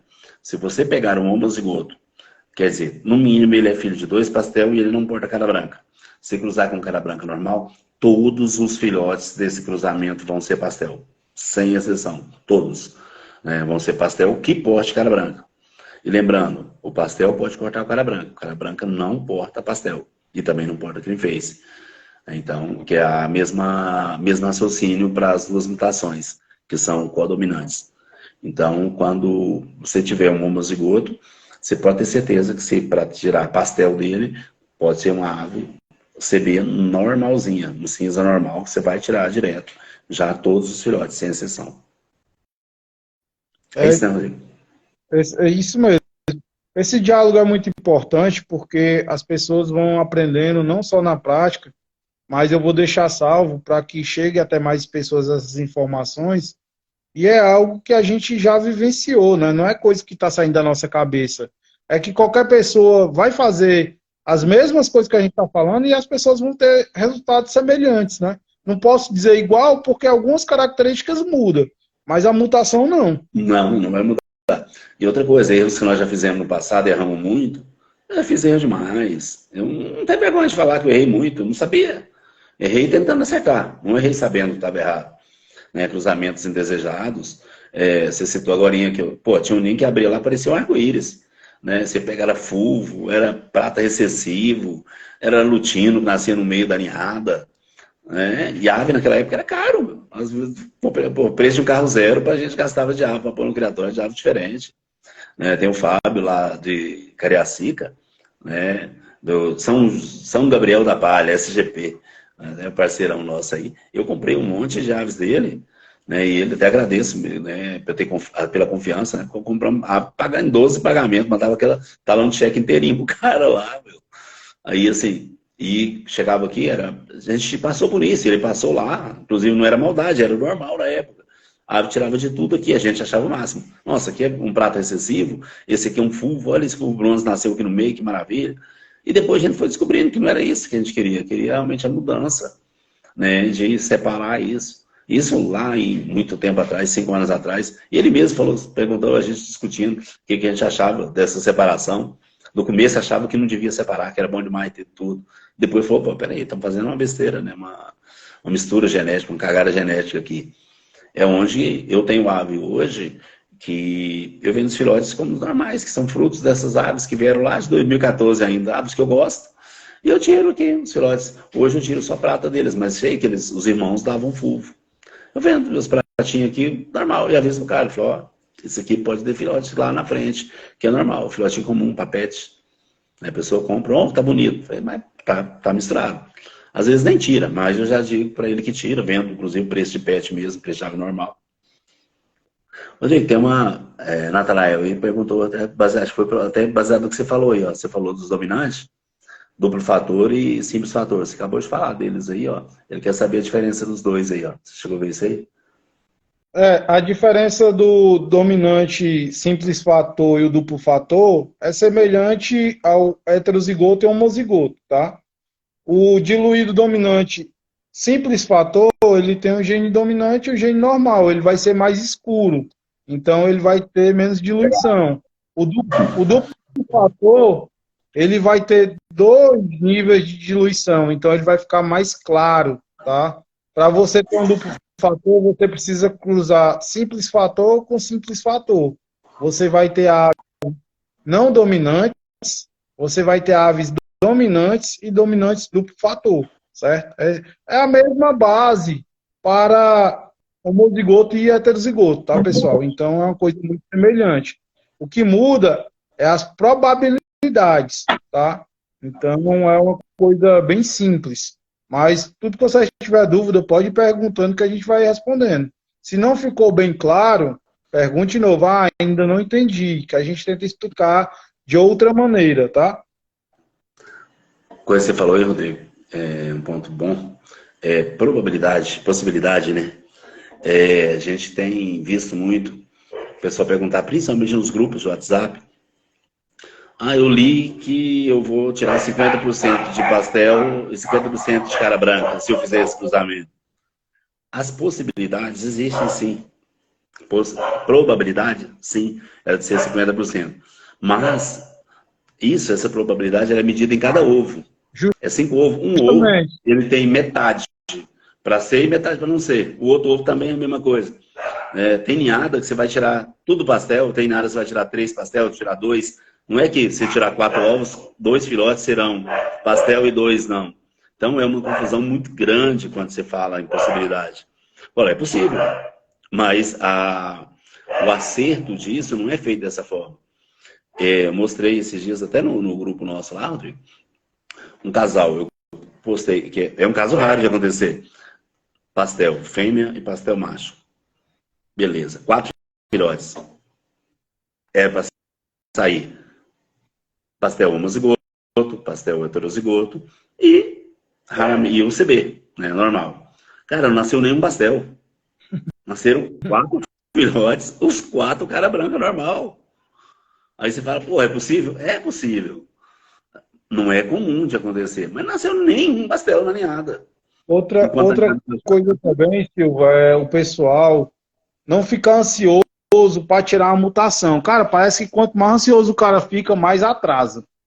Mais atrasa. Ó, o pessoal perguntou aí sobre o dominante, o diluído dominante duplo fator, tá? Uhum. Eu ganhei 4 diluído dominante, eu ganhei 4. 4 diluído dominante. E outro foi de outra maneira que eu consegui. Eu ainda não fiz cruzamento diluído dominante com o diluído dominante. E da intenção de vir esses 4 dominantes foi assim, cruza esses dois, tu vai tirar duplo fator. E eu falei, não, tem calma, deixa eu ver aqui como é que vai sair primeiro os filhotes, depois eu vou fazer. Porque assim, eu gosto sempre de fazer a minha base, pelo menos para me ter um entendimento por onde eu posso prosseguir. Aí eu vou pegar 2 aves que eu não tenho total propriedade e vou juntar, certo? Aí vai nascer uma ave pequena, vai nascer uma ave que não vai me agradar e eu vou ter que desfazer para fazer tudo de novo. Então eu prefiro ter mais calma e já fazer um alicerce, uma base para poder construir o meu prédio, do que tacar lá e tudo afundar. Eu penso dessa maneira, né? E tá errado não. Aí eu também, eu tô no mesmo barco que você. Eu não tenho duplo fator aqui, eu não tirei duplo fator. Aí você fala, pô, mas tem 2 anos que você tá tirando o dominante? Não tem? Não, não tenho. Porque eu não achei o casal. Esse ano é que eu tenho alguns filhotes, que são filhotes do ano passado, que no segundo semestre eu acredito que eu vou fazer um casal. Acredito, não é? Nem decidi ainda se vou fazer. Eu não fiz no outro ano e não fiz no ano passado. Eu ganhei minhas aves em março do ano passado, do Paulinho. Os meus diluídos dominantes eu ganhei de presente do Paulinho. E aí a galera tudo tirando. E cadê o seu? Já nasceu, já tirou. E eu disse, não, galera, tem calma. Eu botei os ninhos agora em janeiro. Vou ter resultado agora, né? Mas eu primeiro esperei, ter paciência. Ah, galera, tem até um detalhe, tá? A gente participa do grupo do Paulinho, ele tá um pouco ausente e tal. E ele tinha uma ação muito bacana que ele fazia um sorteio para os membros, para que todos pudessem ter as mutações, tá? Independente do poder aquisitivo da pessoa, a gente tem aí uma meta de ajudar outras pessoas a conseguir. Então Rodrigo Barreto, eu tenho 3 diluídos dominantes para presentear 3 amigos. E assim por diante. Quando a corrente é essa, né? As 3 pessoas que receber, cada um tem que escolher uma pessoa do grupo para poder chegar até todos os membros. E eu acho que isso é muito bacana, sabe? Porque quando todo mundo vai ter, vai se destacar quem faz o melhor trabalho. né? Quem realiza o melhor cruzamento, quem tem ali um resultado diferenciado. Não vai ficar, como hoje, eu quero essa mutação porque é mais cara. Quando todo mundo já tem, o cara vai querer o melhor, né? O cara não vai querer. A ação realmente é muito boa. Eu também gostei do que ele fez. O que tem que ter cuidado é para não cair em mãos erradas. Que nem algumas aves caíram em algumas mãos aí que eu conheço, né? E o pessoal pegou e destruiu. Fez aquilo que você falou. Eu peguei uma ave de 5 mil, o cara falou, eu ganhei, eu vou torrar essa ave por 500 conto aqui. Tem um monte, né? Mas E isso a gente tem o muita pior é que responsabilidade. não tem como a gente controlar isso, cara. Não, não Eu tem. conheço, eu conheço gente que pagou 7 mil numa ave. 7 mil numa ave. E os primeiros filhotes ele vendeu por R$ 1.000. E aí ele veio me perguntar o que é que eu achava disso. Cara, eu não acho nada. Eu não faria. É Eu aquilo não que eu faria. era Mas se você 25 aves. faz, Acontece, eu digo o seguinte, para a pessoa que ganhar, ela tem que manter a responsabilidade que você teve com ela. Pô, o Rodrigo vende uma ave dessa aqui, vamos supor, um dominante de 3, 4, 5 mil, sei lá quanto. Então, na hora que eu tiver meus filhotes, eu vou vender também. Vou doar para alguém que tem responsabilidade, mas também vou fazer a doação para quem tem responsabilidade. O cara vai continuar com essa mentalidade de um trabalho bem feito. Porque se ele faz um trabalho vagabundo, ele vai acabar com a ave. Então, a pessoa que está ganhando também tem que ter responsabilidade. E não é porque ele ganhou que ele tem que destruir, né? É isso que eu quero dizer com isso. E você enquanto... falou também, vai surgindo os pontos e a gente vai pegando para emendar. Você falou num ponto importante que a galera estava fazendo os cruzamentos, aí estava regredindo, o que já estava feito. Aí a galera fala assim: vou parar a criação, vou vender todas as minhas aves e tal. Aí o cara botava que ia acabar, ia parar com tudo, vendia só o que ele não queria, o que não servia para ele, e aquelas aves lá que ele ainda tinha um controle genético, alguma coisa, o cara segurava. Entendeu? Então, a galera usava dessa artimanha para dizer, o cara tá vendendo as aves dele, a ave que foi rara, a ave que não sei o quê. Só que na realidade ele só queria tirar dali, era qualquer dinheiro. E o cara falava que a ave, por exemplo, era 2 mil, mas ali por baixo do pano vendia pro cara por R$ 500. Né? E, não, vendo minhas aves ali no valor alto. E não era, cara. A gente sabe disso. Eu conheço um rapaz que até ele, criador de bochecha amarela, ele tem 4 anos que ele está acabando com a criação dele. Desde que ele começou e teve volume, o negócio dele é volume, ele vendendo as aves e falando que está acabando. Direto ele está postando que está acabando. E todo dia ele está pondo ave para vender. Pô, esse cara é muito ruim de venda. E os preços despencaram. Ele, principalmente, né, no caso, ele tinha muita ave. Aí já vi casos que o cara vende aí preços irrisórios. Não sei como é que são as aves, se são ruins, são boas. Não conheço as aves dele, então não posso falar, né? Nem de bom, nem de mal. E de mal, então, pior ainda. Como é que eu falaria se eu não conheço? Mas eu conheço a história, conheço o cidadão. E ele vem com essa linha de raciocínio de que um dos motivos de vender mais barato é porque estava acabando com a criação. E aí fez. Olha quem entrou aí, ó, falando dele, é o Fábio, acabei de falar dele, ó, o Fábio SGP, nosso amigo, parceirão. Ele que, as minhas primeiras aves de mutações diferentes vieram dele, e foram muitas, né, que são os pratas recessivos e fulvos, né, que na época, principalmente os pratas recessivos, para mim, acho que só ele que tinha isso no Brasil, né, quando ele esparramou pelo Brasil afora, aí foi uma febre, um sucesso. Eu agradeço muito a ele por ter cedido as aves e a confiança. Grande abraço, Fabão. O Ederson perguntando qual é o melhor cruzamento para limpar arlequinos brancos, cinza. Cinza, ué. Ederson, é o cinza.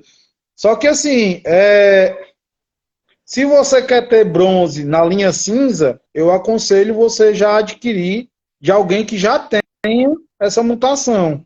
Porque até você pegar uma ave arlequim... Não, aí passa pro prata, né? Como é? Você falou que se ele quiser ter bronze cinza, ele não vai ter nunca. Bronze cinza, não, né? Ele vai ter o prata dominante.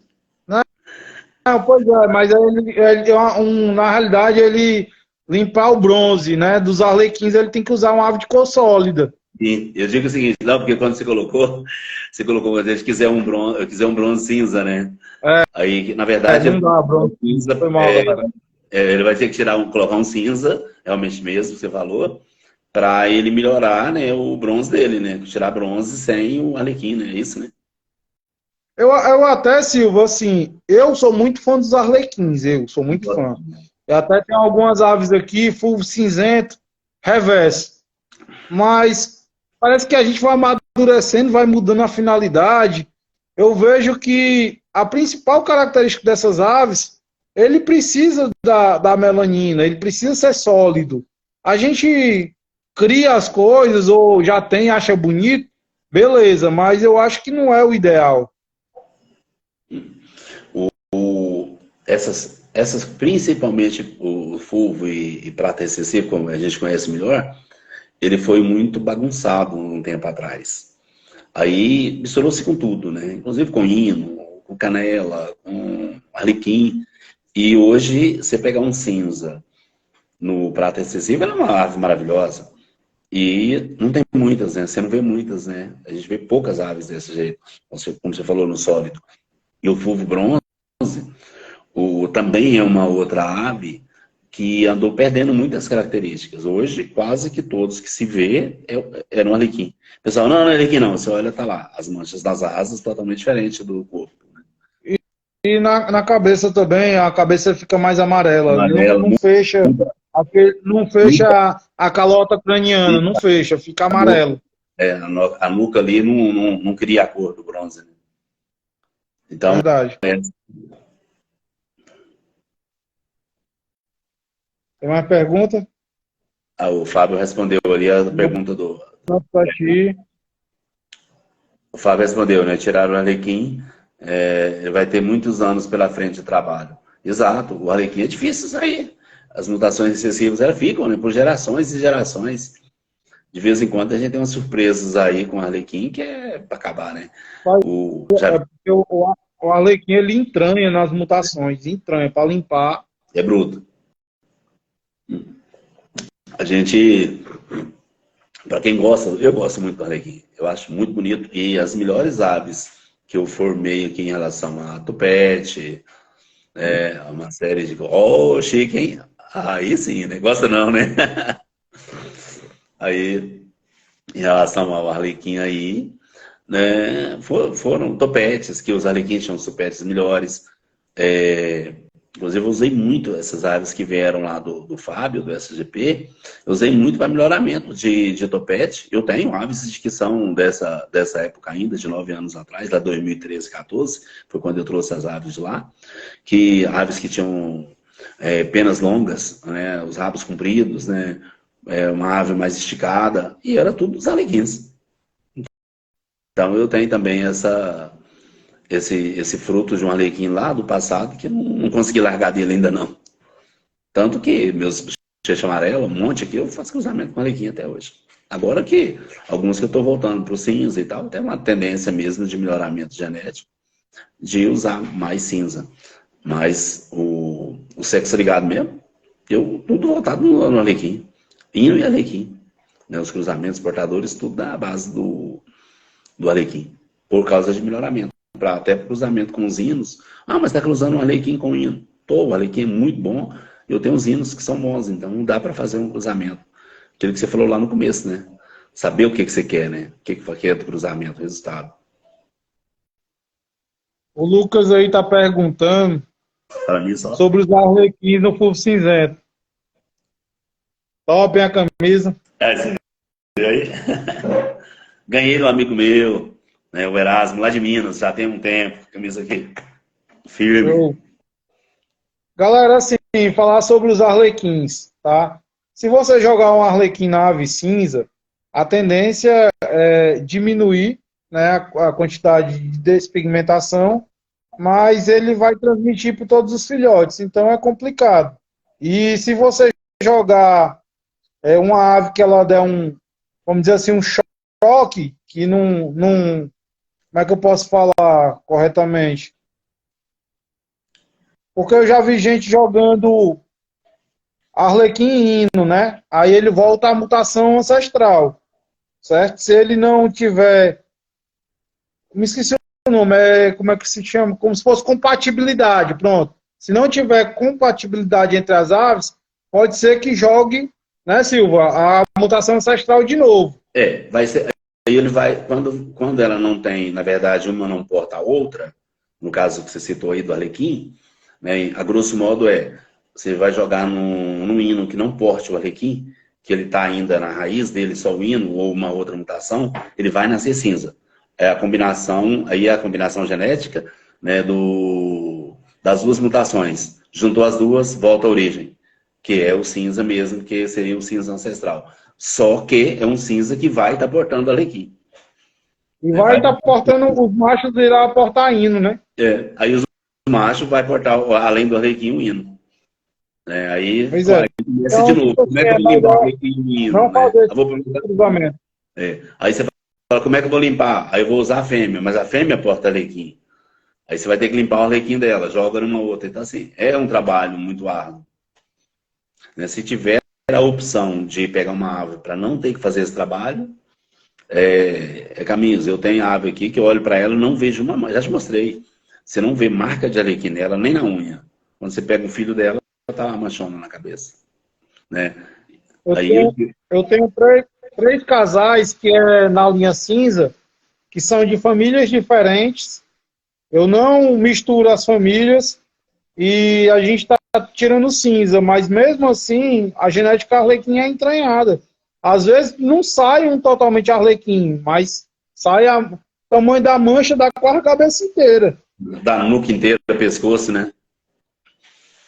Eu tenho um casal aqui, na verdade uma fêmea branquinha, né? Uma fêmea albina, e com macho cinza. Os filhotes deles sempre nasciam com uma manchinha, pequena mancha na cabeça, bem pequenininha. Outros nasciam limpos de tudo. Aí um com a manchinha. Né? Aí nessa choca agora, tá até com os de filhote, tem um que ele tem Arlequim da ponta do bico à ponta do rabo. Totalmente, 100%. Eu achava que só tava num dos dois, né? E eu não sabia em qual que era que tava o Arlequim. Falei, vou até separar esse casal para mim saber. O Arlequim tá no macho e na fêmea, que era só manchinha que aparecia. Nasceu um Arlequim que tem branco para todo lado, cinza para todo lado. Então tá nos dois. Então, e assim, já foram, acho que, terceira choca deles já, e não tinha aparecido. 3, acho que essa é a quarta choca já, acho que tem 2 anos que eles estão jogando. E apareceu agora um Arlequim. Falei, pronto, tá nos dois. Então, não vai adiantar separar, vou manter o casal. As surpresas que aparecem. Às vezes não é bem do jeito que a gente quer, não, mas isso acontece. Como eu fui evoluindo e mudando minha finalidade, ano passado para mim foi um ano difícil, mas foi uma virada de chave, né? Eu estou estudando para ser juiz de psitacídeos, fui indicado aí pelo nosso diretor, o Berilo, né? E também quero participar de campeonatos. Então, eu diminuí a quantidade de aves que eu tinha, porém eu selecionei as características aceitáveis nos campeonatos, né? Eu quero futuramente estar repassando para as pessoas também, para eles entenderem um pouco mais sobre cada característica, o que é que pode, o que é que não pode, né? Mesmo que a pessoa não tenha finalidade, é bom ela ter uma noção, né, desses assuntos. Então, eu reduzi bastante a quantidade de casais, porém, fiquei com aves melhores selecionadas, né? A gente vai ficando mais crítico, né, nessa questão de observação. Mas isso que você está fazendo aí é uma reciclagem, né? Você está diminuindo quantidade, melhorando qualidade. Isso é muito bom de fazer. Eu acho que se todo mundo fizer isso, vai ter uma condição de ter muito mais criadores com aves de um melhoramento melhor, né? A genética melhor, um trabalho bem feito, né? Eu tenho muito bicho ainda. E eu tenho uma dificuldade aqui, porque eu tenho grande parte das minhas aves são PP de alguma coisa. PP de bochecha amarela recessivo, PP. E você pegar meus PP aqui, dá 100 aves de PP. Aí eu falo, pô, não vou vender esse bicho porque vai cair em mãos erradas. Cai em mãos erradas, você enrola, você complica. Daqui um dia todo mundo tem, e se fosse a mão certa, beleza, mas não vai para mãos erradas, que pode bagunçar. Aí eu fico segurando. Eu tô com a gaiola ali que eu tava olhando, tem quase 20 filhotes lá, que eram PPs. Então esse ano agora, não vou fazer, só tem um casal que me dá filhotes muito bons, que eu vou manter um cruzamento de 2 portadores. Eu vou segurar. Não vou manter os outros. Os outros vou usar meus portadores de bochecha amarela como ama. Pensa, bochecha amarela. Olha que qualquer Bochecha, dia eu tô chegando em Goiânia, viu? bem-vindo. Vai ser um prazer recebê-lo aqui. Você vai ver minhas amas aqui. Você vai pôr esse bicho aqui. Cara, Tem que portador ir de no bochecha amarela. Rodolfo, tem que ir no Marcelo Fênix, É tudo aqui tem que pertinho. passar nesse cara aí. É, a turminha boa. Tudo pertinho da gente aqui. Hoje alguém me perguntou mais cedo, e até não está no grupo aqui, eu estava olhando se está com a gente aqui. Falando, inclusive, que você falou também do bochecha amarela, né? Das linhas do bochecha amarela. Né? Dá uma pincelada aqui. O bochecha amarela tem a linha dominante também. Né? O dominante bochecha amarela. Hoje uma pessoa confundiu de novo, como se fosse um dominante diluído de bochecha amarela. Não tem nada a ver. O dominante diluído, que é o bochecha, que é diferente do dominante bochecha amarela. O dominante diluído, né, que é o prata dominante, né, é o que a gente já falou dele aqui hoje. E enquanto que o bochecha dominante, o que eles têm de comum é só o nome de dominante. Ele tem traços da bochecha amarelo, é uma bochecha realmente amarela, e que ele não existe portador. Como é que ele é dominante? Você cruza ele com uma ave normal, do fundo amarelo, e você vai ter um de cara, a primeira ninhada, machos ou fêmeas, já de bochecha amarela. Quando você vê, né, não, eu tenho um dominante de bochecha amarela. Pô, pode ter certeza que é uma ave diferente de dominante diluído. Né? Cruzamento é diferente, a combinação é outra, né? É uma mutação, inclusive, era menos conhecida e também até mais rara. Né? No Brasil também está na mão de poucos ainda. Né? São poucas pessoas que têm, né? Acho que dá para contar nos dedos da mão aí, né, Rodrigo? Que tem os dominantes também, né? Um pouquinho, daqui a pouco tá um aí, né, Rodrigo? Quem sabe, né? Rapaz, eu não sei, mas acho que vamos esperar, né? Tudo ao tempo, né? É, Então, assim, eu vejo aí, são pouquíssimas pessoas, pelo menos que a gente sabe, que são pessoas que divulgam, né? Acho que dá para citar aqui, né? Que eu sei, que com certeza, né? Tem o Paulinho, tem o Thiago Borba, o Carlos no Rio de Janeiro, eu, e parece que está acabando o povo. Acho que não conheço mais, assim, pelo menos que eu me lembre agora, de alguém que tenha aqui no Brasil. Pelo menos que está divulgando, se tem, não esparramou ainda, né? Não contou ainda que teve. Esses amigos nossos, nós temos aí da criação, não vejo ninguém dizendo que tem ou que postou essas aves. Né? Então, assim, está na mão de pouquíssimas pessoas também. Então, é uma ave ainda muito... só uma dúvida. O bochecha amarela dominante, todos os filhotes dele já saem dominante ou algum sai dominante e outro sai com bochecha normal?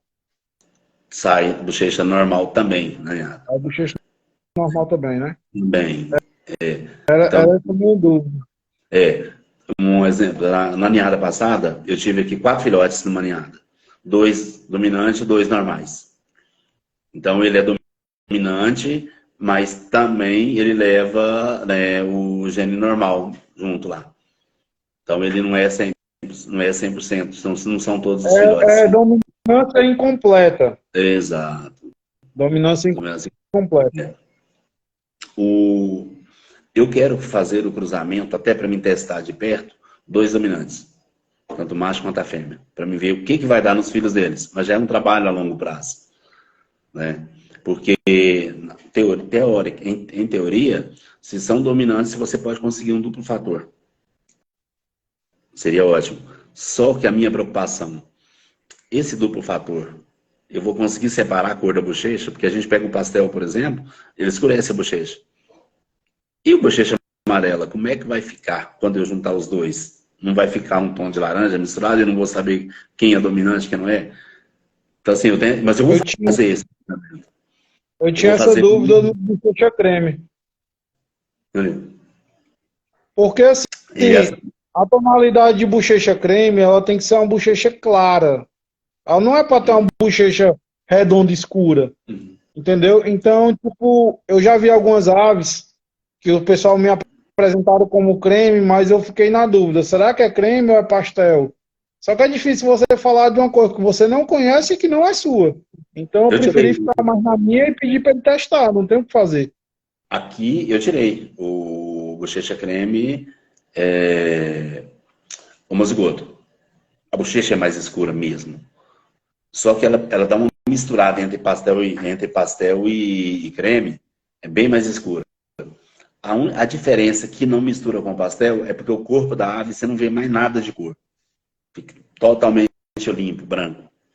Então eu tirei no hino, então ficou 100% cor branquinho. Ficou top. Visível a bochecha mais escura. Escureceu bastante a bochecha. A bochecha você gerava dúvida. Só que como não tem mais amarelo pelo corpo, aí você ainda continua separando. Mas O é um medo que eu tenho de acontecer nos bochechas do dominante, do Márcio amarelo. Logato, Márcio Logato tá perguntando, ele já tá com negócio de onda. Essa ave é dele, ele fica com negócio de onda. Tem uma andorinha lá de olho vermelho. Nasceu lá um dominante de olho vermelho. Ele quer saber se como é que faz para eliminar o fulvo. O fulvo é uma mutação recessiva, então ele vai atuar semelhante ao arlequim, tá? Ir cruzando e toda vida se afastando do fulvo. Cruza com cinza que não porta fulvo, tá? Então é ir se afastando. Com o tempo, você consegue limpar. Agora demora. Quanto tempo quanto tempo vai demorar para limpar, Rodrigo? Não tem como saber. Porque tem aves que vai ser PP, e aí você vai se distanciando até ele não conseguir mais transmitir a característica fulvo. Não tem outro jeito. É como se estivesse lavando, né? Enfraquecendo, né? Mas Justamente. esse é onde que Se distanciando. isso. Eu ouvi, né? O Asra é um caboclo fora acho que do Egito, ele dizendo que tranquilamente fica aí 8, 10 gerações na ave que pode ser transmitido. Um estudioso de mutações. Então, assim, é assustador, né? Passar 10 gerações, pensa, ficar 15 anos aí com chances de ter ainda. Então, assim, essas aves recessivas são realmente complicadas. Ainda na pergunta dele, ele perguntou aqui, né? Os bochechas amarelas, né, Silva? Os bochechas amarelas são comprovados para chocar? Vamos lá. Os bochechas amarelas de sexo ligado são péssimos para chocar. As mães abandonam, que é uma beleza. As minhas aqui, e olha que eu tenho umas 20. Eu tenho uma fêmea que chocou no final do ano. Tem uma fêmea que chocou e está de filhote, que levou a choca até o final. Ela e o macho ficam o dia inteiro no ninho, noite inteira. Nunca vi daquele jeito. Uma em umas 20. São horríveis para chocar. Abandonam o ninho. Eu já tentei colocando elas para chocar, trocando ovos lá no 12º dia, mais ou menos, que elas estão ainda, colocando ovos no dia de nascer. Aí, as que eu coloquei funcionou, elas cuidam dos filhotes. Não ficam lá no ninho o tempo inteiro, não, mas elas cuidam. A mesminha que cuidou dos filhotes, eu deixei ela botar e chocar, perdi a choca dela em seguida. Ela abandonou, com 12 a 15 dias ela abandonou. Eu tô com uma, agora que eu deixei, falei, vou deixando. E como o macho estava ficando o tempo inteiro no ninho, junto com ela, eu deixei. Nasceu, tá de filhote. Mas uma, a primeira. As dominantes chocam, não tem problema com as chocas. Até eu já ouvi falar que elas são mais ou menos para chocar. Eu não tive problema aqui com as minhas. Elas chocam, cuida bem. E as excessivas são mães campeãs como ave normal. É uma surpresa agradável. Não tem problema nenhum de choca. Choca, cuida, bota normalmente. Não tem problema. O problema está ligado ao sexo. Ligado ao sexo, ligado ao problema. O criador Cardoso ele está perguntando como é que faz para nascer ave de topete maior. Ou ele vai selecionando com o tempo, pegando as aves que têm topete maior e tentando fazer a junção para cada vez melhorar, ou você tem que adquirir uma ave que já tem essa característica genética que você quer trabalhar. Os topetes é uma das coisas que o pessoal quer muito, né? Melhoramento. E o que eu fiz de melhoramento aqui foi adquirir uma ave que já tinha um topete que eu gostei e tentar passar com outras melhor, com outras características boas de outras. Porque tem que ter um cuidado também, se pegar uma ave tem um topete fantástico, Mas ela não tem porte, ela não tem isso, não tem aquilo. Você cruza com uma ave sua boa, em vez de você melhorar a tua ave, você piora. Você faz aquele Aqui, cruzamento. aqui para mim, o que foi mais fácil fixar foi a altura, volume de topete e tamanho das aves. Aqui para mim foi fácil. O que eu preciso agora trazer para as minhas aves fundo amarelo é o tamanho de bochecha. Eu quero ter aves com bochecha maiores. Bochechas maiores, né? E aí você precisa de ter uma ave de bochecha maior para passar para elas e que tenha características boas quanto as outras. Porque quando você Aí, cruza uma ave boa com uma ave ruim, você não melhora a ave ruim, você piora a ave boa. É o fato. verdade. Então você tem que ter um cuidado nesses melhoramentos. Você acaba piorando, né, os nossos cruzamentos. O melhoramento tem que ser feito com a ave boa com uma melhor. Pô, essa ave é muito boa, vou achar uma igual ela ou melhor que ela para fazer. Aí você acha uma ave que tem um topete top, bom. Aí você olha para a ave, parece um periquito australiano. Fala, pô, só serve o topete. Então não adianta. Tem que Outra ter. coisa que era bastante comum nos revés. O cara, Ave Maria, marcação simétrica perfeita, asa de andorinha perfeita. Aí quando eu olhar a ave, Os pratos recessivos trouxe essa característica de aves pequenas também. O pessoal queria tirar o prato recessivo reverso. Aí só foi diminuindo. Fez isso que você falou. Desse tamanhozinho, pequenininho. As aves fininhas, aquelas aves compridas, fininhas, né? Você olha para, porra, vamos dar um pouquinho de comida para esse bicho. Você pega a ave, tá saudável, mas não tem porte. E se você pegar uma ave dessa lá, jogando pastel, por exemplo, que você quer tirar uma ave bem marcada, você vai estragar o pastel porque tiver de boa qualidade. Então tem que ter muito cuidado para selecionar o que são, o que você precisa, né? O que você quer melhorar na ave. Ó, eu quero melhorar topete, mas aí tem que vir um conjunto, fazer uma lista. Olha o tamanho dessa ave, olha o peso dessa ave, o pescoço dessa ave, igual você falou, uma ave comprida, uma ave coxinha. Porque tem ave que você pega, ela tá gorda, mas tá desse tamanhozinho, né? E quando ela vira uma ave normal, você fala, não, uma ave pequena. Então, essa ave é uma ave que você tem que saber se você vai cruzar, querer ela no teu plantel ou não. É onde começar a eliminar, né, as coisas mais frágeis, né? Não é que sejam ruins, mas que não servem mais para o teu melhoramento e colocar uma coisa que encaixa. É onde que quem está trabalhando cinzas está colocando valor agregado no cinza que presta.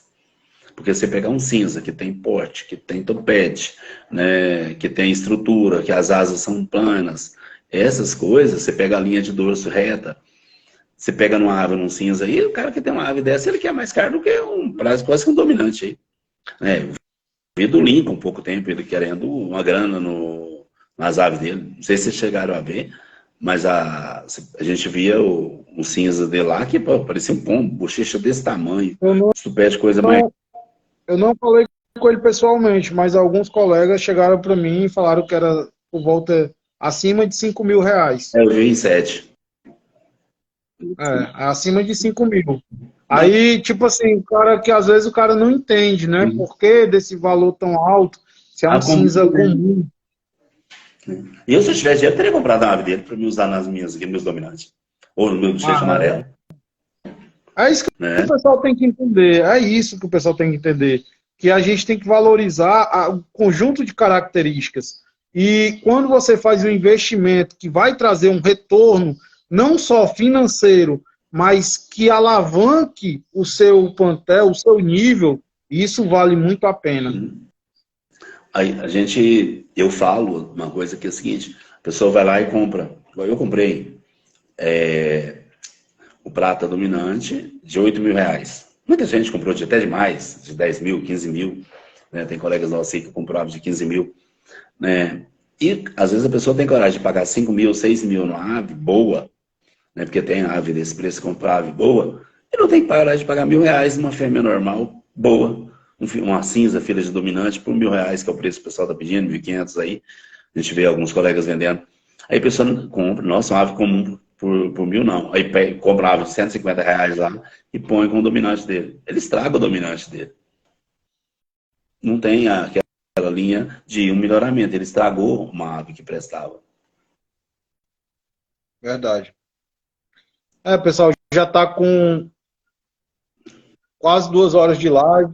Como é que tá aí, Silvio? Tá tranquilo? Rapaz, de boa tomando aguinha aqui. Já tomei uns 15 litros d'água. A mulher foi deitar aqui com a menina. Eu acho que a gente encerra por hoje. A gente faz com mais frequência, chama o pessoal. Agradecer o Silva aí, que é o cara excepcional, que tirou um pouco do tempo dele para poder repassar esse conhecimento, falar sobre as aves dele. Não é todo mundo que fala, tá, pessoal? Isso é muito importante. Olha o Marcelo aí, achando graça. O que é que ele tá achando graça, Marcelo? Ele tava Fazer dormindo. com ele, tem que chamar ele para fazer essa live. Ele é bom. Não, ele tava dormindo. Bom de pé. É um cara bom de pé, esse Marcelo. Ele tava dormindo, por isso que ele tá rindo agora. Ele não sabe o que tá acontecendo, não. Abraço, Ah, nada, Marcelo. não tá trabalhando, rapaz. Ele que ajudou a fazer a arte aí. Obrigado, Marcelão, por todo o apoio. Ele é um cara também que, mesmo à distância, sempre está passando conhecimento. Ele tem uma mente muito aberta, né? É um cara que tem um conhecimento bem à frente do que a maioria. Então, é outro cara para a gente colar junto e trocar muita ideia, muita experiência. Ele é parceirão, a gente já discutiu bastante sobre muita coisa. Ele é conhecedor, né? Um cara que eu prezo também, a gente tem um aprendizado bom, um agradecimento a ele. Embora que ele dorme cedo, né, Marcelo? Mas abração pra você aí. Ó, Rodrigo, tem uma última pergunta aqui, ó. Plantel Pet amigo, né? Boa noite, tem uma Alequim fundo branco, né? Ela tem topete e porte excelente. Ela tem qual o bom padrão para ela? Talvez seria de cruzamento, né? Acho que seria pensar naquele lado, o que ele quer dela. Ela já tem um topete, tem tudo, ele quer continuar no Alequim? Quer gerar um Alequim de boa qualidade, né? Manter no Alequim, né, que tenha as mesmas características, ou se quiser voltar para um cinza também, que você queira passar isso para um cinza, só que vai ficar aquela situação que a gente falou lá no começo de estar portando, né? E depois você continuar com um Alequim, talvez que não tivesse tanta marcação, mas com a qualidade que você pôs no topete, né? Topete e porte, que às vezes um seu cinza está precisando disso. Aí depende muito do que você quer lá na frente. Se você quiser manter no Alequim, é voltar no Alequim. Manter sempre no Alequim, que tenha essas mesmas características. Seria isso, Rodrigo? Você que é o cara do Alequim? Eu acredito que a maioria das pessoas que criam Arlequins ou tem, a maioria, eu não posso generalizar, porque eu sou um cara que estou fora dessa lista. A maioria quer tirar reverso. Né? Então, a galera quer uma simetria. Se ele quer uma simetria, ele tem que buscar aves mais próximas do padrão possível do que ele deseja. Lembrando que se você quer trabalhar na linha Arlequim, o reverso ele pode vir de qualquer ave que tenha genética Arlequim. Mas quanto mais distante, mais difícil de você tirar. A probabilidade é menor, certo? Então é basicamente isso. É verdade. É porque o Alequim a gente fala que é uma caixinha de surpresa e, na verdade, ela não é bem surpresa, não. Você sabe que ele está lá, constante, né? O que você quer surpresa são as marcações. Né? Eu já fiz casal de 2 marcadinhos bem marcados aqui, não nasci nenhum bem marcado. Vinha de um histórico que eu não sabia até de onde que vinha. Um era filho daqui de casa, uma fêmea que era filha de 2 bem marcados, com uma ave que eu comprei para formar um par. Cara, comprei a ave perfeita. Os 2 com marcações simétricas. E não deu nenhum filhote dos cruzamentos que eu fiz que foram simétricas. Era tudo assimétrica, ou era clear, ou uma mancha desse tamanho no peito. Nenhum filhote saiu que nem os pais. Eu Então, tirei um bochecha pastel, reverso opalino cinza. De um cruzamento que eu fiz para testar. Eu peguei um Arlequim, nem reverso era, e joguei numa fêmea bochecha pastel opalina, sólida, para testar se ela portava, e ela portava. Entendeu? Então, tipo assim, esse reverso veio da onde eu menos esperava, que nem o pai é reverso, ele é Arlequim, mas ele não tem a marcação reverso, e ela não é a marcação sólida, como aí veio um reverso, entendeu? A probabilidade é muito pouca, muito pequena. Mas acontece. Todos os outros resultados que vieram, eu cruzei 2 vezes para ver se vinha alguma coisa diferente. A maioria dos filhotes vieram sólidos, mas com manchas grandes na nuca. Veio um Arlequim aleatório, né, que despigmentou a asa, despigmentou a cabeça, né, manchou o rabo, manchou o peito. e veio essa que foi reverso. Aí você vai usar essa ave depois para cruzar com uma outra semelhante, aí ele pode voltar lá onde estava, todo manchado. O que aconteceu. Certinho, amigo, foi um prazer. Prazer estar com esse pessoal. Obrigado por ter estar com a gente aí. As dúvidas que continuam, nós estamos por aqui, qualquer coisa, chama o Rodrigo lá no zap dele lá, que ele é bom nisso. Convidar a galera aí a se inscrever no canal, no YouTube, Psitas Brasil, pessoal, porque se eu não atingir 1000 seguidores, sempre vai ter restrição, é uma dificuldade. Compartilha, repassa aí o link para as pessoas. Eu tenho certeza que é um conteúdo de muita qualidade, de pessoas experientes. Tá aí o Silva, tem outros criadores também. A gente já tem aí um entendimento e a gente querer que a criação nível Brasil evolua. Então, é muito importante esse conteúdo estar chegando em mais pessoas. Valeu, Silva. Obrigadão, meu amigo. Um abraço para você. Um abraço, boa noite a todos aí. Até a próxima. Valeu. Valeu, tchau.